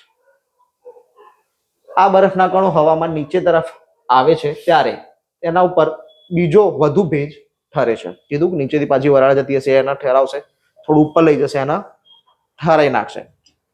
તેથી બરફ કણો મોટા બને છે. કેટલીક વાર તો એક બરફ કણ નીચે પડે તે પહેલા એકથી વધુ વાર ઉષ્ણતા નયનના પ્રવાહોમાં ઉપર નીચે ધકેલાય છે. આપણે વાત કરી ઉપર નીચે થઈ રાખશે આ એ વાત. પરિણામે કદમાં તે મોટો થતો જાય છે અને છેવટે પૃથ્વી સપાટી પર બરફના નાના મોટા ગાંગડા રૂપે પડે છે, જેને કરાવૃષ્ટિ કહે છે. આવું ખાલી વાંચ્યું હતું ખબર પડે એટલે સમજાવી દીધું. હવે ખબર પડી ગઈ. હવે આગળ વધી આ કરાવૃષ્ટિ ના કરા બરોબર. આ કરા છે આ ભાઈ પેલા ફરવા ગયા હોય ને પેલા બરફ ના ભેગા કરીને બોલ બનાવીને મારીએ ને કરા નહીં, એને કરા ના કહેવાય. ચલો સ્લીટ વૃષ્ટિ. સ્લીટ વર્ષાને અર્ધ થીજેલી વૃષ્ટિ પણ કહે છે. વૃષ્ટિના ટીપા નીચે જમીન પર પડતા પહેલા વચ્ચે માર્ગમાં કોઈક અતિશય ઠંડી હવામાંથી પસાર થતા તે ત્યાં થીજી જાય છે અને બરફ કણો રૂપે જમીન પર પડે છે, જેને સ્લીટ વૃષ્ટિ કહે છે. સામાન્ય ભાષામાં વરસાદ જ આવતો હતો, વાદળમાંથી પાણીના બુંદો જ જમીન પર આવવા માટે નીકળી ગયા, પણ વચ્ચે ઠંડુ મોજું આવી ગયું. હા ભાઈ, જે કુદરતી એસી છે કુદરતી એસી ચાલુ થઈ ગયું તો હવે પાણી શું થઈ ગયું? બરફ. પણ હવે સિમ્પલ વસ્તુ છે કે એ તો નાના નાના બુંદો હશે ને તો શું થઈ જશે? એકદમ નાના નાના બરફના કણો થઈ જશે, એકદમ નાના નાના બરફના કણો પ્રમાણે પડશે. એને શું કહેવાય? સ્લીટ વૃષ્ટિ. એના સ્લીટ વૃષ્ટિ કહેવામાં આવશે. સ્લીટ વૃષ્ટિમાં નીચે પડતા બરફ કણો પોચા કે અર્ધ થીજેલા હોય છે, જેમાં બરફ કણોની સાથે પાણીના ટીપા પણ હોય છે. જરૂરી નહીં કે બધા બરફ જ થઈ જાય, કાં તો સંપૂર્ણ બરફ થઈ જાય. બની શકે ને કે પાણીનો એક બુંદ હોય, જેમ કે ઘણી વખત આપણે પાણીમાં પેલા બરફ થીજવા માટે ટ્રે મૂકીએ છીએ ફ્રીઝરમાં, એ કલાક રહીને કાઢી લઈએ તો ઉપર બરફ હોય છે, પણ એને તોડી નાખો નીચે તો પાણી જ હોય છે ને. તો સેમ બની શકે ને કે એ જ્યારે બરફના કણમાં વિભાજિત થયું ત્યારે ખાલી એના ઉપરના ભાગમાં બરફ બન્યો, અંદર તો પાણી જ રહી ગયું. પણ હવે જમીનના પડશે ત્યારે તૂટી જશે તો પાણી બરફનું કણ બે આવશે. એ વસ્તુ કહે છે. પાણી બી હશે અને બરફ પણ હશે. આના કારણે શું થાય? ગાડીઓ સ્લીપ થાય. હા, મોટા ભાગે ફોટા છે ને ઝૂમ કરીને પાડીને લીધા છે, કેમ કે જો હું આનો નાનો ફોટો લેવા જતો હતો ને તો હિમવર્ષામાં અને સ્લીટ વૃષ્ટિમાં કઈ ફરક દેખાતો નતો. બરોબર. એટલે જો આ અમુક જગ્યાએ પાણી બી છે અને અમુક જગ્યાએ નાના નાના બરફના ટુકડા બી છે. આ છે સ્લીટ વૃષ્ટિ. મુખ્યત્વે ધ્રુવીય વિસ્તારોમાંથી ઠંડી હવા મધ્ય અક્ષાંશીય વિસ્તારો પર ધસી આવે છે, ત્યારે ત્યાં કેટલીક વાર સ્લીટ વૃષ્ટિ થાય છે. આપણે વાત કરીએ હમણાં સિમલા મનાલી જાવ તો સ્લીટ વૃષ્ટિ થાય. હિમાલયમાં શું થયું હતું? હિમવર્ષા, બરફ વર્ષા થઈ હતી. તો બરફ વર્ષાનું મોજું ઠંડુ હોય, એ ઠંડુ મોજું ક્યાં આવ્યું? સિમલા મનાલી. તો પાણી શું કરી દીધું? હિમપત્તીઓમાં રૂપાંતરિત. એટલે સિમલા મનાલીમાં શું થયું? સ્લીટ વૃષ્ટિ. ચલો, દુનિયાના કેટલાક વિસ્તારોમાં જ્યારે પણ સ્લીટ વૃષ્ટિ થાય છે ત્યારે માર્ગ અકસ્માતો વધી જાય છે. કીધું આપણે એક્સિડન્ટ વધારે થશે. જળવૃષ્ટિ, આપણો રેગ્યુલર વરસાદ, આવરે વરસાદ, ઢેબરિયો વરસાદ, ઊની ઊની રોટલી કારેલાનું શાક, જે કોઈને ભાવતું નહીં. કેટલાને ભાવે છે? સાચું, કારેલાનું શાક ભાવતું એવા કેટલા? વાહ, કઈ નહીં, મને ભાવે છે, ચિંતા ના કરો, મારું ફેવરિટ શાક છે. વાદળમાં રહેલો ભેજ જલબુંદો કે ફોરા રૂપે જમીન પર પડે છે, જેને જળવૃષ્ટિ કહેવાય છે. આ ખબર જ છે, બરોબર. જે મોટા મોટા ફોરા આપણે નહીં કહેતા, બહુ ધોધમાર વરસાદ પડી રહ્યો છે, પછી કે નાવા જવું છે, પછી આમ જઈએ ને પછી તરત પાછા આવી ગયા કે યાર બહુ ચચરા છે. એ ફોરા, બરોબર. મોટા મોટા પાણીના જે બિંદુઓ હોય એ જે આમ નહીં, આમ થોડો થોડો તડકો હોય ને વરસાદ પડે તો બધા નહીં કહેતા કે આ એ ક્યાં તાપ આવે છે ને વરસાદ આવ્યો, તો એ મોટા મોટા ફોરા રૂપે જ આવે. ચલો, વાદળમાં તરતા આશરે 5 થી 10 લાખ, આ સ્ટેટમેન્ટ ધ્યાનથી સાંભળજો. વાદળમાં તરતા આશરે 5 થી 10 લાખ સૂક્ષ્મ જલ કણો એકબીજામાં ભળે છે ત્યારે નીચે પૃથ્વી સપાટી પર આવી શકે તેવી ક્ષમતા ધરાવતું વૃષ્ટિ વરસાદનું જલબુંદ તૈયાર થાય છે. એક પાણીનું ટીપું બને જ્યારે 5 થી 10 લાખ સૂક્ષ્મ જલ કણો ભેગા થાય ત્યારે એક પાણીનું ટીપું બને. એટલે જ આપણે કીધું ને કે વાતાવરણમાં પાણી હતું તો બરફ કેમનું થઈ ગયું એ ખાવાના મોજાથી. તમે વિચારો કે 10 લાખ ભેગું ના થાય, 10 લાખ જુદા જુદા હોય તો બરફ થઈ જાય ને, એટલે બરફ થઈ જાય છે. જળબુંદો મોટે ભાગે 5 મિલીમીટર વ્યાસથી પણ નાના હોય છે. 5 mm કરતા નાના હોય, 5 mm સુધી પહોંચી જાય તો પોરા થઈ જાય. ચલો, જળવૃષ્ટિના પ્રકાર, વરસાદના પ્રકાર કેટલા? જો વાદળના પ્રકાર જોયા, એના પછી આપણે શેના પ્રકાર જોયા? વૃષ્ટિના. હવે વૃષ્ટિના જ પ્રકાર જોઈશું, પણ વૃષ્ટિમાં કયો? જળવૃષ્ટિ. પૃથ્વી સપાટી પર પડતી બધી વૃષ્ટિ ઊંચે ચડતી ભેજવાળી હવા ઠંડી થવાને લીધે ઉદ્ભવે છે. તો જોઈ જ લીધું આપણે વૃષ્ટિ કેમ થાય. ભેજવાળી હવા ઠંડી પડવાની પ્રક્રિયાના આધારે જળવૃષ્ટિના મુખ્ય 3 પ્રકાર પડે છે.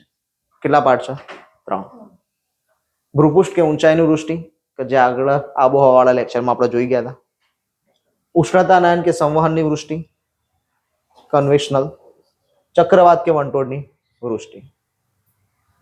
ફોટા આપેલા છે 3 ના. કન્વેક્શનલ, સંવહન, ઉષ્ણતાનયન, સંવહનિક. ઓરોગ્રાફિક, ભૂપૃષ્ઠ કે ઊંચાઈ. સાયક્લોનિક, ચક્રવાત. સાયક્લોન તો ખબર જ છે, પાછળ ફેરવાની જરૂર નહીં. આમાં શું થાય છે એ જોઈ લઈએ. સામાન્ય રીતે ભેજવાળી હવા ઉપર ચડી, વાદળ બંધાયા, ઘનીભવન થઈને વરસાદ આવ્યો. કયું? સંવહન, ઉષ્ણતાનયન. આ છે ભૂપૃષ્ઠ, ઊંચાઈ. આ સપાટીથી વાદળ આવતા હતા, ધીમે ધીમે ઉપર ચડતા ગયા, વરસાદ આપ્યો. આ બાજુ ગયા, વરસાદ ઓછો. સાયક્લોનિક, ચક્રવાત. ઠંડી હવા અને ગરમ હવા બે ભેગી થઈ ગઈ, વંટોળ ઉદ્ભવ્યું, ચક્રવાત ઉદ્ભવ્યો, એના લીધે વરસાદ આવ્યો. આ જ વસ્તુ હવે આગળ ડિટેલમાં જોઈએ. ભૂપૃષ્ઠ કે ઊંચાઈની વૃષ્ટિ, સમુદ્ર પરથી આવતા ભેજવાળા પવનોના માર્ગમાં કોઈ પણ પર્વત કે ઊંચો પ્રદેશ આવે તો આ પવનો પર્વતની પવનાભિમુખ બાજુ સાથે અથડાઈને ઊંચે ચડે છે. પવનાભિમુખ અને પવનાવિમુખ. પહેલા અહીંયા આકૃતિમાં 2 બાજુ જોઈ લઈએ. આ વિમુખ, આ વિમુખ. બરોબર? પવન આ દિશામાં જાય છે ને, એટલે આ ભિમુખ અને આ વિમુખ. આ બાજુમાં આવતો હોત તો આ ભિમુખ થાત ને આ વિમુખ થાત, પણ પવન કઈ દિશામાં જાય છે? આ બાજુ. તો આને કઈ બાજુ કહેવાય? ભિમુખ બાજુ. અને આને કહેવાય વિમુખ બાજુ. એટલે પરીક્ષાની અંદર ડાયરેક્ટ એવું નહીં વિચારવાનું કે પર્વત આ રીતે દોરો એટલે આ બાજુ ભિમુખ ને આ બાજુ વિમુખ. એવું નહીં. પવન ઉપર ડિપેન્ડ છે. પવન ક્યાંથી આવે છે? જે બાજુ પવન હશે એ બાજુ શું થશે? પવના ભિમુખ. પવન જે બાજુ નથી એ બાજુ શું થશે? પવના વિમુખ. બરોબર? મોઢું ફેરવી લીધું તો શું કહેવાય? વિમુખ. અહીંયા મોઢું ફેરવી લીધું છે પવને. પવન આ બાજુ છે, આ બાજુ મોઢું ફેરવી લીધું પવને, તો કે વિમુખ. બરોબર? ઊંચે ચડતી હવા ઠંડી પડવાથી એમાં રહેલા ભેજના વાદળો બંધાય છે, જે ઠંડા થતા પર્વતની પવનાભિમુખ બાજુના ઢોળા ઉપર વધુ વૃષ્ટિ થાપે છે. આ જ વસ્તુ આપણે આગળ જોઈ હતી આબોહવાળા. આમ જ આપણે ભૂલ કરી હતી. બરોબર? એ સુધારી હતી પછી આપણે. તેને ઊંચાઈની કે ભૂપૃષ્ઠની વૃષ્ટિ કહે છે. ડન? વરસાદ વધારે ક્યાં આવે? આકૃતિમાં દેખાય છે. પવનના ભિમુખ બાજુમાં વરસાદ વધારે આવશે. આ પવનો વૃષ્ટિ આપી ઓછા ભેજવાળા બની આગળ વધે છે. તેઓ પર્વત ઓળંગી એની પવનના વિમુખ બાજુએ નીચે ઉતરે છે. નીચે ઉતરતા પવનો પર હવાનું દબાણ વધી જાય છે અને તે ગરમ બની જાય છે. ઠંડા હોય તો વરસાદ આપે, ગરમ બની ગયા વરસાદ આપશે ને. પરિણામે પવનની પર્વતાભિમુખ બાજુએ આ પવનો ઓછી વૃષ્ટિ આપે છે. પર્વતની આ ઓછી વૃષ્ટિવાળી બાજુને વર્ષા છાયાનો પ્રદેશ પણ કહે છે. એટલે પવનની વિમુખ બાજુ બીજા કયા નામે ઓળખાશે? વર્ષા છાયાનો પ્રદેશ. ડન? પવનના વિમુખ બાજુ એટલે વર્ષા છાયાનો પ્રદેશ. ભારતમાં પશ્ચિમ ઘાટની પશ્ચિમ બાજુએ આવેલ કોંકણ અને માલબાર કિનારાનો પ્રદેશ પવનના ભિમુખ પ્રદેશ છે. તેથી ત્યાં વૃષ્ટિ વધુ થાય છે. બરોબર? પશ્ચિમ ઘાટ કેવો છે આપણે જોઈ લઈએ. પશ્ચિમ ઘાટના આ બાજુ અહીંયા ગુજરાત છે, અહીંયા પશ્ચિમ બંગાળ છે. આ ભારતનો એક સામાન્ય મેપ દોર્યો આપણે. તો અહીંયા છેક ગુજરાતમાંથી ચાલુ કરી સહ્યાદ્રી પર્વતમાળાથી છેક નીચે કેરળ, તમિલનાડુ સુધી છેક શું આવેલું છે? પશ્ચિમ ઘાટ આવેલો છે. પેરેલલ સમુદ્ર કિનારાના સમાંતર આવેલો છે. આખો પશ્ચિમ ઘાટ આ રીતે છે. પૂર્વ ઘાટ બી અહીંયા સમાંતર જ છે, પણ એ ક્યાંક ક્યાંક તૂટક છે, વચ્ચે ક્યાંક ક્યાંક જગ્યા છોડે છે. નીલગિરી ટેકરો અહીંયા ક્યાંક વચ્ચે છે. એ બધું આપણે જયારે ભારતની ભૂગોળમાં ડિટેલ જોઈશું ને ત્યારે જોશું. પણ આ પશ્ચિમ ઘાટ છે. આપણને ખબર છે કે વરસાદ નૈઋત્યના મોસમી પવનો લાવે છે. નૈઋત્ય દિશા આ છે. આ છે નૈઋત્ય કઈ બાજુ આવે? વીણા, VINA, વીણા. એન એટલે નૈઋત્ય, લાંબાથી પવનો આવે છે વરસાદ માટે. તો અહીંયા પશ્ચિમ ઘાટના પર્વતો છે. તો શું કરશે? વાદળોને રોકીને ઊંચા પર લાવશે. તો આપણે કીધું કે જ્યાં પર્વત પર વાદળો રોકાશે અને ઉપર ચડવાની શરૂઆત કરશે એ બાજુ વધારે વરસાદ આપશે. તો વધારે વરસાદ કઈ બાજુ પડશે? આટલા વિસ્તારમાં. એટલા વિસ્તારમાં વધારે વરસાદ આવશે ને, એની પાછળ ઓછો. એટલે જ ભૂસ્ખલનની સૌથી વધુ ઘટનાઓ ક્યાં જોવા મળે છે? આ વિસ્તારોમાં જોવા મળે છે. હમણાં થઈ ગયું કેરળમાં ભૂસ્ખલન. તો એ બધી ઘટનાઓ કયા વિસ્તારોમાં જોવા મળે છે? પશ્ચિમ ઘાટની અંદરની બાજુ. આ બહારની બાજુ. અંદરની બાજુ એટલે દરિયા કિનારા બાજુ, બહારની બાજુ એટલે જમીન બાજુ. ડન? સમજાઈ ગયું? આ જે વાત કરી છે આપણે આ સ્ટેટમેન્ટની, એની વાત છે. ચલો, જ્યારે પશ્ચિમ ઘાટની પૂર્વ બાજુએ આવેલ દક્ષિણના ઉચ્ચ પ્રદેશ પવન વિમુખ પ્રદેશ હોવાથી ત્યાં ઓછો વરસાદ પડે છે. પશ્ચિમ ઘાટની પવનના ભિમુખ બાજુએ આવેલ મુંબઈમાં વર્ષ દરમિયાન આશરે 200 સેન્ટીમીટર વરસાદ આવે છે. પશ્ચિમ ઘાટથી અંદર આવશે મુંબઈ દરિયા કિનારા. જ્યારે પશ્ચિમ ઘાટની પવન વિમુખ બાજુએ થોડે દૂર આવેલું પુણે 80 સેન્ટીમીટરથી ઓછો વરસાદ મેળવે છે. હવે પુણે અને મુંબઈ વચ્ચે ડિસ્ટન્સ કેટલું? ટ્રેને જાય છે ને, લોકલ લેન દોડાવે છે મુંબઈથી પુણે, દોડે છે ને. ઓકે, ડિસ્ટન્સ બહુ ઓછું છે, પણ વરસાદની સિચ્યુએશન જોવો તો બહુ બધા તફાવત છે. કેમ કે વચ્ચે શું આવે છે? પશ્ચિમ ઘાટ. ઉષ્ણતાનયન કે સંવહનની વૃષ્ટિ. પૃથ્વી સપાટીની ગરમ, ભેજવાળી અને હલકી હવા ઉષ્ણતાનયનના પ્રવાહો દ્વારા ઊંચે ચડે છે. ઊંચાઈએ ઠંડીને લીધે તેમાં રહેલો ભેજ ઠરી જાય છે અને તેનું ઘનીભવન થઈને વાદળો બને છે. અને દરરોજ બપોર પછી ગાજવીજ સાથે ધોધમાર વૃષ્ટિ પડે છે. એક જ દિવસની વાત કરી. આપણે અત્યાર સુધી શું જોતા હતા કે આખો ઉનાળો ગયો, આખા ઉનાળામાં બાષ્પીભવન થતું રહ્યું, એ ભેજ ઉપર ચડતો ગયો અને વાદળો બંધાતા ગયા અને વાદળો જતા ગયા. અને પછી એક સમય આવ્યો કે આ બધા વાદળો તંતુ વાદળ થયા, તંતુ વાદળમાંથી પડ બન્યા, પડમાંથી ઢગ બન્યા, ઢગમાંથી વર્ષા વાદળ બન્યા, પછી ચોમાસામાં આવીને વરસાદ આપ્યો. અત્યાર સુધી આપણે આ સિસ્ટમ જોઈ. આ તો શું કહે છે? દિવસે ચડાવો ને રાત્રે પાડો. બરોબર. જો પૃથ્વી સપાટીથી ગરમ, ભેજવાળી અને હલકી હવા ઉષ્ણતાનયનના પ્રવાહ દ્વારા ઊંચે ચડે છે. ઊંચાઈએ ઠંડીને લીધે તેમાં રહેલો ભેજ ઠરી જાય અને તેનું ઘનીભવન થઈ જાય અને વાદળો બની જાય. દરરોજ બપોર પછી ગાજવીજ સાથે ધોધમાર વરસાદ પડે. રોજ. ડેલીની પ્રોસેસ. 4 મહિનાની જરૂર નહીં. આ પ્રકારની વૃષ્ટિને ઉષ્ણતાનયન કે સંવહનની વૃષ્ટિ કહે છે. તો પરીક્ષામાં કદાચ એવો પ્રશ્ન પૂછાય કે કેવા પ્રકારના વરસાદમાં દૈનિક વરસાદ જોવા મળી શકે છે? ઉષ્ણતાનયન અથવા તો સંવહન. ચોમાસામાં તો દૈનિક આપણને મળે જ છે. ચલો, આ રહ્યો. ઉષ્ણતાનયનના પ્રવાહ ઉપર જઈ રહ્યા છે, ભેજ ઉપર લઈ ગયા, ઘનીભવન થઈ ગયું, વરસાદ પડી ગયો. એટલે બપોરે 12-1-2 વાગ્યા સુધીનો જે સમય પીરિયડ છે જેમાં સૌથી વધુ ગરમી છે, હીટ છે, એ સમયમાં શું થાય છે? તો કે ભેજ ઉપર ચડતો જાય છે, ઘનીભવન થતું જાય છે. પછી ગરમી ઘટતી ગઈ, ઉપર તો ઓલરેડી ઠંડી હતી અને પાછી નીચે બી ગરમી ઓછી થઈ ગઈ. તો શું કરશે? હવે સીધું વરસાદ આપવાનું ચાલુ. ડન? આ પ્રકારની વૃષ્ટિ ધોધમાર થતી હોવાથી જમીનનું ધોવાણ ખૂબ જ થાય છે. તેમજ આ વૃષ્ટિ દ્વારા પડતું પાણી જમીનમાં ઉતરવાને બદલે વહી જતું હોવાથી ખેતીના વિકાસ માટે ઓછું ઉપયોગી છે. આપણને ખબર, ધોધમાર વરસાદ આવે તો કેવો પાણીનો વહેણ નીકળે, ગટરો કેવી ઉભરાઈ જાય ડ્રેનેજ લાઇન્સ. એટલે જ હવે આપણે વરસાદી પાણીની લાઈન અલગ નાખી. ચલો, ચક્રવાત કે વંટોળની વૃષ્ટિ. ગરમ અને ઠંડી હવાના વિશાળ જથ્થાઓ એકબીજાને જ્યાં મળે છે ત્યાં સ્પર્શ સપાટી પાસે ચક્રવાત ઉદ્ભવે છે.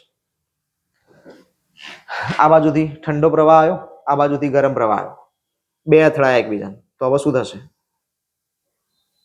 ગરમ હવા ઉપર, ઠંડી હવા નીચે. તો આ ગરમ હવા હતી, તો ગરમ હવા હવા અથડાઈને શું થશે? ઉપર જવાનું ચાલુ થશે. પણ એવું થશે કે આમ સીધી ઉપર જશે? આમ ક્રોસમાં જશે ને. તો ઠંડી હવામાં બી શું થશે? એવું જ થશે આમ. પણ હવે આ બાજુ તો આખી હવા ભરેલી છે ને, તો અથડાશે અહીંયા ઠંડી હવા. અહીંયા અથડાઈને શું થશે? આમ બીજી દિશામાં બહાર નીકળશે.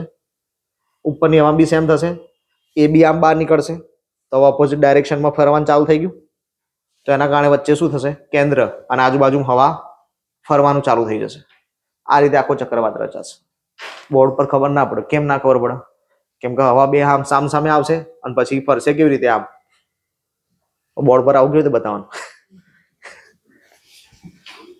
ચલો, ખબર પડી ગઈ ને શું થાય છે, કેમ ચક્રવાત કેવી રીતે ઉદ્ભવ્યું. પછી પવન મેઇન ડિટેલ જોઈશું. પ્રેશર ડિફરન્સ આ તે બધું બહુ ઇમ્પેક્ટ પડશે. આ તો ખાલી એક સામાન્ય વસ્તુ જોઈ, ઠંડો અને ગરમ પ્રવાહ, બસ. ચક્રવાતના મધ્ય ભાગમાં હવાનું દબાણ ઘણું ઓછું હોય છે. મધ્ય ભાગમાં કેવું રહેશે? દબાણ ઓછું.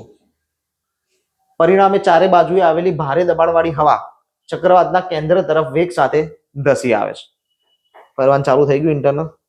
કેન્દ્રમાં દબાણ ઓછું, બહાર દબાણ પ્રેશર વધારે. કેમ કે ઠંડી હવા ગરમ હવા ઉપર પ્રેશર કરે છે, ગરમ હવા ઠંડી હવા ઉપર પ્રેશર કરે છે. બહાર પ્રેશર વધી ગયું, કેન્દ્રમાં પ્રેશર ઘટી ગયું. તો બધી હવા ક્યાં જશે? ઓછા પ્રેશર તરફ. પવન કઈ દિશામાં ગતિ કરે? પવનમાં આપણે જોશું કે ભાઈ ભારે દબાણ તરફથી હલકા દબાણ તરફ. તો હવે ચક્રવાતના કેન્દ્રમાં કેવું દબાણ છે? હલકું. બહાર કેવું છે? ભારે. તો પવનો ગતિ ક્યાં કરશે? ભારે દબાણથી હલકા દબાણ તરફ. એટલે સર્ક્યુલર મોશનમાં ફરે રાખશે. પૃથ્વીની ધરીભ્રમણ ગતિને લીધે આ ગરમ હવા ચક્રાઓ લઈને ઊંચે ચડે છે. ડન. ચક્કર આવવાનું ચાલુ થઈ ગયા. ચલો, ઊંચાઈએ રહેલી ઠંડીને લીધે એનો ભેજ ઠરે છે. ચક્રાઓ લઈને ઉપર ચડી એટલે ઉપર હવે ટેમ્પરેચર કેવું હતું? ઠંડુ જ. હવે શું થઈ ગયું? ફરી પાછું ઠરી ગયું. ઘનીભવન થવાનું ચાલુ. ઘનીભવન થઈને શું થશે? વાદળ શું કરશે? વરસાદ આપશે. છેવટે ચક્રવાતની મધ્યમાં અને આસપાસ ખૂબ જ સારો વરસાદ પડે છે, જેને ચક્રવાત કે વંટોળનો વરસાદ કહે છે. વાદળા હતા જ નહીં, ત્યાં વરસાદ આવવાની સિચ્યુએશન નથી, પણ ચક્રવાત આવ્યું. ચક્રવાતના કારણે હવા વધારે ઉપર ચડી, ઘનીભવન થયું, વાદળા બંધ થઈ ગયા, ચક્રવાત ચાલુ છે, વરસાદ આવશે. ડન. આપણે જોઈએ છીએ કે ભાઈ અરબ સાગરમાં ચક્રવાત ઉદ્ભવ્યો છે. હવે અરબ સાગરથી આવી રહ્યો છે, સૌરાષ્ટ્રના કિનારા તટ કિનારા ઉપર અથડાવાનો છે. તો વંટોળ આવતા પહેલા વરસાદ આવી જાય છે. આસપાસનો વિસ્તાર વંટોળ તટ પર અથડાય છે ત્યારે વરસાદ હોય છે ને, કેન્દ્રમાં વરસાદ. ડન. સાયક્લોનિક ઠંડા પવનો, ગરમ પવનો, તો આમાં એરો મારે છે આમ પેલી બાજુ જાય છે એમ કરીને. મધ્ય અક્ષાંશોના પ્રદેશોમાં શિયાળામાં થતી મોટા ભાગની વૃષ્ટિ ચક્રવાત પ્રકારની હોય છે. કેવા અક્ષાંશો? મધ્ય અક્ષાંશો. 0 થી 180 ની મધ્યમાં, એટલે 90 ની આસપાસના. ઉત્તર ભારતમાં પણ ઘણી બધી વખત શિયાળામાં આ પ્રકારની વૃષ્ટિ થાય છે. તમિલનાડુમાં જોવા મળે. હવે આપણે જોઈએ આપણો જાતે ઉભા કરેલો વરસાદ. 3 વરસાદના ભાગ હતા કુદરતી, એ આપણે જોઈ લીધા. હવે આપણે જાતે નક્કી કર્યો કે આપણે વરસાદ પાડવો છે. કુદરત ક્યારેક ના આપત શું કરીએ? ચલો, આ પ્રકારનો સિવાય આજના માનવી દ્વારા વૈજ્ઞાનિક પદ્ધતિથી કૃત્રિમ વરસાદ વરસાવવામાં આવે છે. વરસાઈએ ને આ સાહેબ પિક્ચરોમાં વરસાવ જ છે ને, ઉપર ટાંકી ભરીને ચાલુ કરી દેવાનું. એવું ના થાય, બરોબર? એ તો પિક્ચરોમાં થાય ખાલી. ચલો, ચોમાસાની ઋતુ હોવા છતાં પાણીના અભાવે ખેતીના પાકો સુકાતા હોય એવા સમયમાં અવકાશમાં વરસાદી વાદળ છવાયેલા હોય પણ વૃષ્ટિ થતી ન હોય. વાદળો તો બની ગયા છે, પાણી બી છે, પણ વરસાદ થાય ને એટલું બધું નહીં, એટલે એ વરસતા નથી. ત્યારે વૈજ્ઞાનિક પદ્ધતિથી વૃષ્ટિ પાડવામાં આવે છે, જેને કૃત્રિમ વરસાદ કહે છે. એટલે આપણે શું કરશું? પાણી તો છે જ, ખબર છે કે આ વાદળમાં પાણી તો છે, વરસતું નહીં, ખાલી આપણે વરસાઈ દો. એટલે શું કરવાનું? ઉપર જવાનું, ટાંકણી લેવાની, વાદળને કાણું પાડી દેવાનું. થાય એવું? હા, ચલો. ઇન્ડિયન ઇન્સ્ટિટ્યૂટ ઓફ ટ્રોપિકલ મટીરિયોલોજી જેવી સરકારી સંસ્થાઓ તથા કેટલીક ખાનગી સંસ્થાઓ દ્વારા કૃત્રિમ વરસાદ માટેના પ્રયોગો કરાયા છે. 2 રીતે વરસાદ લાવીએ છીએ આપણે કૃત્રિમ વૃષ્ટિ પ્રયોગમાં વિમાન કે હેલિકોપ્ટર વડે આકાશમાં 2 થી 3 કિલોમીટરની ઊંચાઈએ જઈને વરસાદી વાદળો પર સોડિયમ ક્લોરાઇડ. શું નાખવાનું છે? Sodium chloride. એની સાથે મિશ્રણ કરવાનું. શેનું? Soft stone. સ્ટોન એટલે પથ્થર. સોફ્ટ બોલ, હાર્ડ બોલ આવે છે ને ક્રિકેટમાં બી, અલગ અલગ ટેનિસ બોલ, અલગ અલગ બોલ આવે છે. એમ અહીંયા સોફ્ટ બોલ, સ્ટોન, સોફ્ટ નાના નાના પથ્થરો કાણા પાડવા જોઈશે ને. આપણે વાત કરી ટાંકણીની, આ ટાંકણીનું કામ કરશે. અને આ શું છે? Sodium chloride. એનાથી શું કરવાનું? 9:1 નું મિશ્રણ કરવાનું આ બંનેનું. એટલે કે 9 શું આવવું જોઈએ? Sodium chloride. અને 1 શું આવવું જોઈએ? Soft stone. આ પ્રમાણનું મિશ્રણ બનીને એને છાંટવાનું. ક્યાં છાંટવાનું? વાદળાની ઉપર. વાદળની ઉપર જતું રહેવાનું અને પછી વાદળ ઉપર નાખવાનું એટલે વરસાદ થાય. આ સિવાય બીજું શું નાખી શકાય? તો કે ડાયરેક્ટ સોફ્ટ સ્ટોન નહીં વાપરવું, તો કે સિલ્વર આયોડાઇડ વાપરો. પરીક્ષામાં અત્યાર સુધી પૂછાયું છે ને, આ પૂછાયું છે સિલ્વર આયોડાઇડ. બરોબર. સિલ્વર આયોડાઇડની વરાળ પર ઉપયોગ કરવામાં આવે છે. રસાયણો છાંટતા પહેલા હવામાં રહેલો ભેજ અને વાદળની ઘનતાની તપાસ કરવામાં આવે છે. સાપેક્ષ આર્દ્રતા, નિરપેક્ષ આર્દ્રતા. કૃત્રિમ વૃષ્ટિ દ્વારા અમુક સમય માટે ખેતીના સુકાતા પાકોને બચાવી શકાય છે. પશ્ચિમના દેશોમાં કૃત્રિમ વૃષ્ટિનો પ્રયોગ ઘણો સફળ થયો છે. એટલો બધો સફળ થયો છે કે એક વખત પૂર આવ્યું. બરોબર. વધારે પડતું જ નાખી દીધું. 78-79 ના વર્ષમાં ભાવનગર જિલ્લામાં કૃત્રિમ વૃષ્ટિના પ્રયોગ દ્વારા 3 થી 10 સેન્ટીમીટર વૃષ્ટિ વરસાવવામાં આવી હતી. ક્યારે? 1978-79. આવા એના પછી આપણે બંધ કરી દીધું. ના ભાઈ, ખોટું પર્યાવરણને વિપરીત નહીં જવાનું. ચલો, વૃષ્ટિનું વિતરણ. વિશ્વમાં ક્યાં કેટલો વરસાદ આવે છે, કેવી રીતે છે? સમગ્ર વિશ્વમાં પ્રદેશે પ્રદેશે વૃષ્ટિના વિતરણમાં વિવિધતા જોવા મળે. ખબર જ છે ને? ભારતમાં જ જુઓ, ગુજરાતમાં જ જુઓ ને. અમદાવાદમાં કેટલો વરસાદ પડે, કચ્છમાં કેટલો વરસાદ પડે, સૌરાષ્ટ્રમાં જુનાગઢ બાજુ જાવ તો કેટલો વરસાદ છે, ડાંગ બાજુ જાવ તો કેટલો વરસાદ છે. અલગ અલગ છે દરેક જગ્યાએ. વિશ્વમાં બી એવું જ રહેવાનું છે ને. વૃષ્ટિના પ્રમાણ અને વિતરણ પર અક્ષાંશ, સમુદ્રથી અંતર, ભૂપૃષ્ઠ, પવનો, મહાસાગરના પ્રવાહ, જંગલોનું પ્રમાણ વગેરે જેવા પરિબળો અસર કરે છે. આ બધા પરિબળો આબોહવા તાપમાનમાં આવ્યા હતા. આબોહવા તાપમાનમાં આ બધા પરિબળો હતા ને. એના પરિબળો ક્યાં છે પાછા? વરસાદમાં.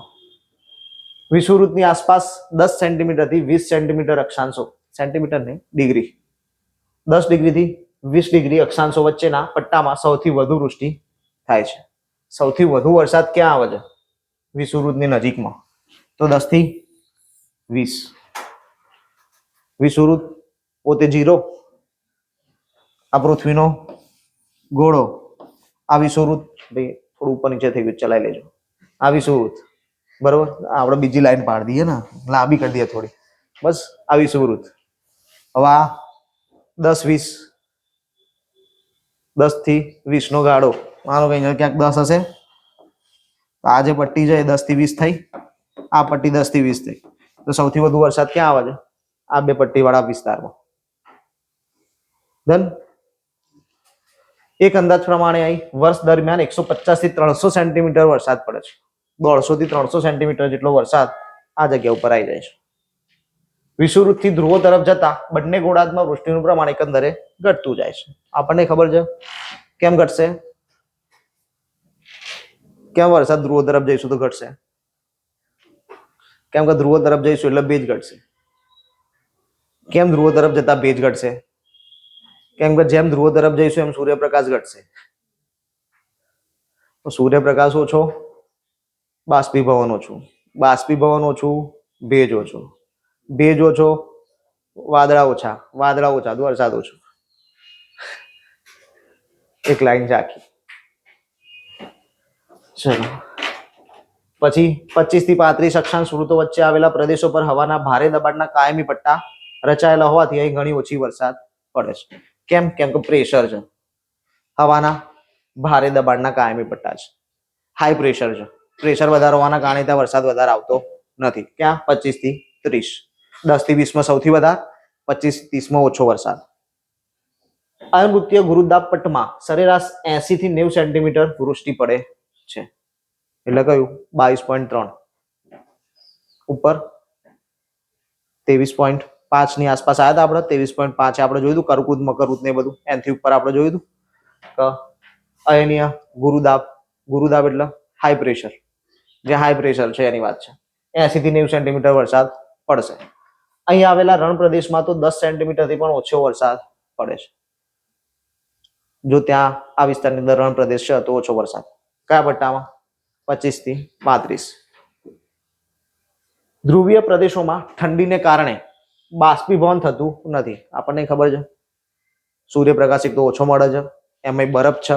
બરફ હોવાના કારણે શું થશે? સૂર્યના પ્રકાશ સીધા રિફ્લેક્ટ થઈને નીકળી જશે. વાતાવરણ આબોહવામાં જોયું હતું આપણે, સફેદ સપાટી, બરફ, સૂર્યના કિરણો આપાત તો થયા, પણ શોષણ થાય ગરમીનું? ના, સીધા રિફ્લેક્ટ થઈ જાય વાતાવરણ પાછા, એટલે ગરમી એબ્ઝોર્બ જ નહીં થઈ. ગરમી એબ્ઝોર્બ નહીં થઈ તો બાષ્પીભવન થવાનું નથી. બાષ્પીભવન નહીં થવાનું તો વાદળ બનવાનું નહીં, વરસાદ આવવાનો નહીં. એટલે ત્યાં આશરે 10 થી 30 સેન્ટીમીટર જેટલો ઘણી ઓછો વરસાદ થાય છે. બંને ગોળાર્ધમાં 40 થી 60 અક્ષાંશો વચ્ચે આવેલા મધ્ય અક્ષાંશ વૃત્તીય વિસ્તારોમાં સરેરાશ 100 થી 200 સેન્ટીમીટર વરસાદ પડે છે. સૌથી સારો વિસ્તાર આવ્યો, ક્યાંક વધારે હતો ક્યાંક ઓછો હતો, પણ આ એવરેજ આવ્યું, બંનેને જાળવ્યું. ના 300 સેન્ટીમીટર થઈ ગયો, ના 20-30 સેન્ટીમીટર થઈ ગયો. 100 થી 200 સેન્ટીમીટર એવરેજ જાળવી રાખી છે. એટલે સૌથી વરસાદ માટે સારો વિસ્તાર કયો છે? 40 થી 60 જળવાઈ રહે છે. અતિવૃષ્ટિ બી નહીં, અનાવૃષ્ટિ પણ નહીં. વૃષ્ટિના પ્રમાણ અને વિતરણમાં મહાસાગરો અને ભૂમિખંડોની અસર જોવા મળે છે. આપણે કીધું હતું મહાસાગર હશે તો વધારે બાષ્પીભવન, વધારે વરસાદ.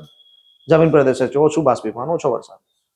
એક અંદાજ પ્રમાણે વર્ષ દરમિયાન પૃથ્વી સપાટી પર પડતી વૃષ્ટિના 22% જેટલી વૃષ્ટિ ભૂમિખંડો પર પડે છે અને 78% વૃષ્ટિ મહાસાગર પર. સિમ્પલ વસ્તુ, જ્યાંથી બાષ્પીભવન વધારે કર્યું ત્યાં પાણી વધારે આપશે, જ્યાં બાષ્પીભવન ઓછું કર્યું ત્યાં પાણી ઓછું આપશે. એટલે 22% વરસાદ ક્યાં આવે છે? જમીનો ઉપર. 78% વરસાદ ક્યાં છે? મહાસાગરોમાં. સમુદ્ર કિનારાથી દૂર જમીન પ્રદેશો પર વૃષ્ટિ ઓછી થતી જાય છે. જો સમુદ્ર કિનારો, હવે આપણે જોયું કે 78% વરસાદ ક્યાં આવે? મહાસાગરો, એટલે પાણીમાં, સમુદ્રમાં. તો જેમ સમુદ્ર કિનારાથી અંદર ગયા, જમીન અહીંયા 22% જ છે, તો ભાઈ એવું તો નહીં હોય કે અહીંયા 78% જ પાડો, અહીંયા 22% જ પાડો. આ સમુદ્ર કિનારો આવી ગયો, અહીંયા 22% જ હોવું જોઈએ. પોસિબલ છે નહીં. તો શું થાય? ઘટાડો થતો જાય. સમુદ્ર કિનારાનું જે સેન્ટર છે ત્યાં 78% હશે, જમીનનું જે સેન્ટર છે ત્યાં 22% હશે. પણ જેમ જમીનથી સમુદ્ર તરફ આવશે એમ વરસાદ વધશે, જેમ સમુદ્રથી જમીન તરફ જશે એમ વરસાદ ઘટશે. એ રીતે ચેન્જીસ આવશે. મોસમી પવનો ભારતના બંને કિનારા પર વધુ વૃષ્ટિ આપે છે. આ જ પવનો અંદરના ભાગમાં જતા ભેજ ઘટી જવાથી ઓછી વૃષ્ટિ આપે છે. ડન. આનું બીજું કારણ આપણે આગળ જોઈ લીધું, ભૂપૃષ્ઠની વૃષ્ટિ, ઊંચાઈની વૃષ્ટિ. પહાડ છે બે બાજુ, હમણાં આકૃતિ દોરી હતી, પશ્ચિમ ઘાટ ને પૂર્વ ઘાટ, બે બાજુ પર્વતો છે. વાદળા આવશે તો એ બે બાજુ વરસાદ આપી દેશે, અંદર તો વરસાદ આવશે નહીં ખાસ. ચલો, આ રહ્યો મેપ વર્લ્ડનો. વરસાદ અહીંયા આપેલો છે, બરોબર. જે આ કલર થોડા થોડા કહી દઈએ તમને. આ જે કલર જોવા મળે છે 10 સેન્ટીમીટર થી ઓછા વરસાદના કલર છે. આવો કલર જો આ અહીંયા વચ્ચે વચ્ચે ક્યાંક ક્યાંક જોવા મળશે જ. આ બધો 10 સેન્ટીમીટર કરતા ઓછો વરસાદ. એના પછી 10 થી 20 સેન્ટીમીટર, આની જોડે વાળો જે કલર દેખાય છે આ મોટો ભાગ રહ્યો, આ બધો 10 થી 20 સેન્ટીમીટર વાળો પ્રદેશ. તમે જો આ કલર મેક્સિમમ એક જ પટ્ટામાં જોવા મળશે, છે મેક્સિમમ ભાગ. પછી એનાથી ઉપર આવીએ થોડું ડાર્કનેસ, આવો વાદળી કલર જો અહીંયા છે, આના પટ્ટામાં અહીંયા બી છે, એના પટ્ટામાં અહીંયા બી છે. ભારતમાં તો એ જ દેખાય છે. વચ્ચે એની આજુબાજુ એનાથી વધારે ડાર્ક દેખાય છે, એનાથી વધારે વરસાદ એની આજુબાજુ. કેમ? કેમ કે આ જે ભાગ છે અહીંયા આપણા પર્વતો આવેલા છે. પર્વતોની અંદર ઓછો, પર્વતોની બહાર વધારે, એટલે એ રીતે વધી ગયો વરસાદ. અને આ જે ડાર્ક હાઈ ડાર્ક છે એ મેક્સિમમ વરસાદ વાળા. વિષુવવૃત્ત આવી ગયું, આ ઇક્વેટર એની નજીકમાં છે. આ જો હાઈ ડાર્ક છે વિષુવવૃત્તની બિલકુલ નજીકમાં, એટલે ત્યાં મેક્સિમમ વરસાદ. ડન. આ જીસીઆરટી માં આ ફોટો આપેલો છે, આ જીસીઆરટી નો ફોટો. જીસીઆરટી માં આ રીતે ફોટો આપેલો છે, એમાં બી આ રીતે અલગ અલગ પ્રદેશ આપેલા છે. એમાં બી ભારત આપેલું છે આ રીતે. ડન છે. ચલો, બંગાળની ખાડી પરથી આવતા ભેજવાળા મોસમી પવનો મેઘાલય તેમજ આજુબાજુના પહાડી પ્રદેશમાં ખૂબ જ વૃષ્ટિ આપે છે. કયા પ્રદેશમાં? મેઘાલય. સૌથી વધારે વરસાદ ભારતમાં ક્યાં આવે? મેઘાલય. મેઘાલયની ખાસીની ટેકરીઓમાં, મેઘાલયમાં 3 ટેકરીઓ આવી, ખાસી, જેન્તિયા અને ગારો. આ 3 ટેકરીઓ છે. એમાં ખાસીની ટેકરીઓમાં આવેલ ચેરાપુંજી. ચેરાપુંજી કઈ ટેકરીઓમાં છે? ખાસીની ટેકરીઓમાં છે. આ ખાસ યાદ રાખજો, પરીક્ષામાં ઢળક વખત પૂછાયું છે. વરસાદના અનુસંધાને ખાસ યાદ રાખવાનું છે. ખાસીની ટેકરીઓ છે, રાજ્ય છે આપણું મેઘાલય. વર્ષ દરમિયાન આશરે 1200 સેન્ટીમીટર વરસાદ પડે છે. કેટલો વરસાદ છે? 1200 સેન્ટીમીટર. આપણે જો તો મેક્સિમમ વરસાદ કેટલો હતો? 300 સેન્ટીમીટર. કેટલો છે? 1200 સેન્ટીમીટર. પૂર જ આવે છે. જેટલી વિશ્વની સૌથી વધુ વૃષ્ટિ થાય છે. આખા વિશ્વમાં સૌથી વધુ વરસાદ ક્યાં પડે છે? ચેરાપુંજી. ચેરાપુંજી કઈ પર્વતમાળામાં છે? ખાસી. કયા રાજ્યમાં છે? મેઘાલય. કેટલો વરસાદ થાય છે? 1200 સેન્ટીમીટર. ડન? યાદ રહેશે. મેઘાલય રાજ્ય, ખાસીની ટેકરીઓ, ચેરાપુંજી વિસ્તાર, 1200 સેન્ટીમીટરનો વરસાદ, વિશ્વમાં સૌથી વધુ. આ 3 લાઈન એવી છે કે આ 3 લાઈનમાંથી પ્રશ્નો પૂછેલા છે, એટલે યાદ રાખવાની છે ખાસ. વર્ષ દરમિયાન પડતી વૃષ્ટિના પ્રમાણની દ્રષ્ટિએ જોઈએ તો દુનિયાના વિષુવવૃત્તીય પ્રદેશો, મોસમી પ્રદેશોના કિનારાના ભાગો, ઉષ્ણકટિબંધ, સમશીતોષ્ણ કટિબંધના કેટલાક પહાડી વિસ્તારોમાં 200 સેન્ટીમીટરથી પણ વધુ વૃષ્ટિ થાય છે, જે સૌથી વધુ વૃષ્ટિના પ્રદેશ છે. આપણે કીધું હતું 200 થી 300 સેન્ટીમીટર સૌથી વધારે થાય. 100 થી 200 એનાથી ઓછી ઉષ્ણકટિબંધીય વિસ્તાર, એ પેલો આકૃતિમાં જોયો ને, એ જ બધો વિસ્તાર હવે આમાં લખેલો આપે છે. સહારાનું આફ્રિકા રણ, સોનોરાન, કચ્છના રાજસ્થાન, સાઉદી અરેબિયાનું રણ, આ બધા રણ પ્રદેશો છે. અતાકામાનું રણ, કલહારીનું રણ, પશ્ચિમ ઓસ્ટ્રેલિયાનું રણ, ગોબીનું રણ, આ બધા રણ પ્રદેશ આપેલા છે. ખૂબ જ અલ્પવૃષ્ટિ જોવા મળે છે. રણ પ્રદેશમાં વરસાદ ઓછો થાય. વર્ષ દરમિયાન વિષુવવૃત્તની આસપાસ 5 ડિગ્રી અક્ષાંશો વચ્ચેના વિસ્તારમાં 12 માસ ઉષ્ણતાની વૃષ્ટિ થાય છે. આપણે કીધું હતું રોજે રોજ વરસાદ પડે છે. ક્યાં પડે છે? આપણે જોયું 10 થી 20 માં મેક્સિમમ વરસાદ જોયો તો 10 થી નીચે શું? ઉષ્ણતાના રોજે રોજ વરસાદ. વિશ્વના કેટલાક વિસ્તારોમાં ઉનાળામાં અને કેટલાકમાં શિયાળામાં વરસાદ થાય. મોટે ભાગે મોસમી પ્રદેશોના વિસ્તારોમાં ઉષ્ણ અને સમશીતોષ્ણ કટિબંધમાં ખંડોના અમુક ભાગોમાં ઉનાળામાં વૃષ્ટિ થાય છે, જે ઉનાળુ વૃષ્ટિના પ્રદેશો કહેવાય છે. આપણે કહીએ શું? માવઠું. કમોસમી વરસાદ આવે શું કહીએ? માવઠું. પૃથ્વીના બંને ગોળાર્ધમાં આશરે 30 થી 40 ડિગ્રી અક્ષાંશોમાં ખંડોની પશ્ચિમ બાજુએ આવેલા ભૂમધ્ય પ્રકારની આબોહવા વાળા પ્રદેશોમાં શિયાળામાં વૃષ્ટિ થાય છે. શિયાળામાં વરસાદ ક્યાં પડે? તો કે તમિલનાડુ.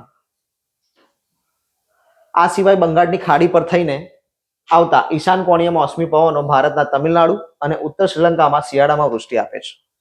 કીધું? ખાસ યાદ રાખવાનું છે. શિયાળામાં ભારતમાં કયા રાજ્યમાં વરસાદ આવે? તમિલનાડુ. આમ પવનોના પ્રકાર અને દિશા પણ વૃષ્ટિના વિતરણ પર અસર કરે છે. ધન્યવાદ. જય ભારત, જય હિન્દ. બરોબર, આટલે રાખીએ. બોલો, આજના લેક્ચરમાં કઈ ક્વેશ્ચન? વરસાદ વરસ્યો છે, કરા બી વરસ્યા છે, હિમવર્ષા બી થઈ છે, બધું થયું છે. કઈ ક્વેશ્ચન છે આમાં? નેક્સ્ટ ટાઈમ આપણે જોઈશું પહેલા વાયુ સમુચ્ચય. વાયુ સમુચ્ચયનો ટોપિક પતશે પછી પવનો ચાલુ કરશું, કેમ કે વાયુ સમુચ્ચયનો ટોપિક નાનો છે. એટલે ટોપિક પૂરો કર્યા પછી આપણે પવનો ચાલુ કરશું. ડન? બોલો, કોઈને કઈ ક્વેશ્ચન નહીં ને? આટલે પૂરું કરીએ.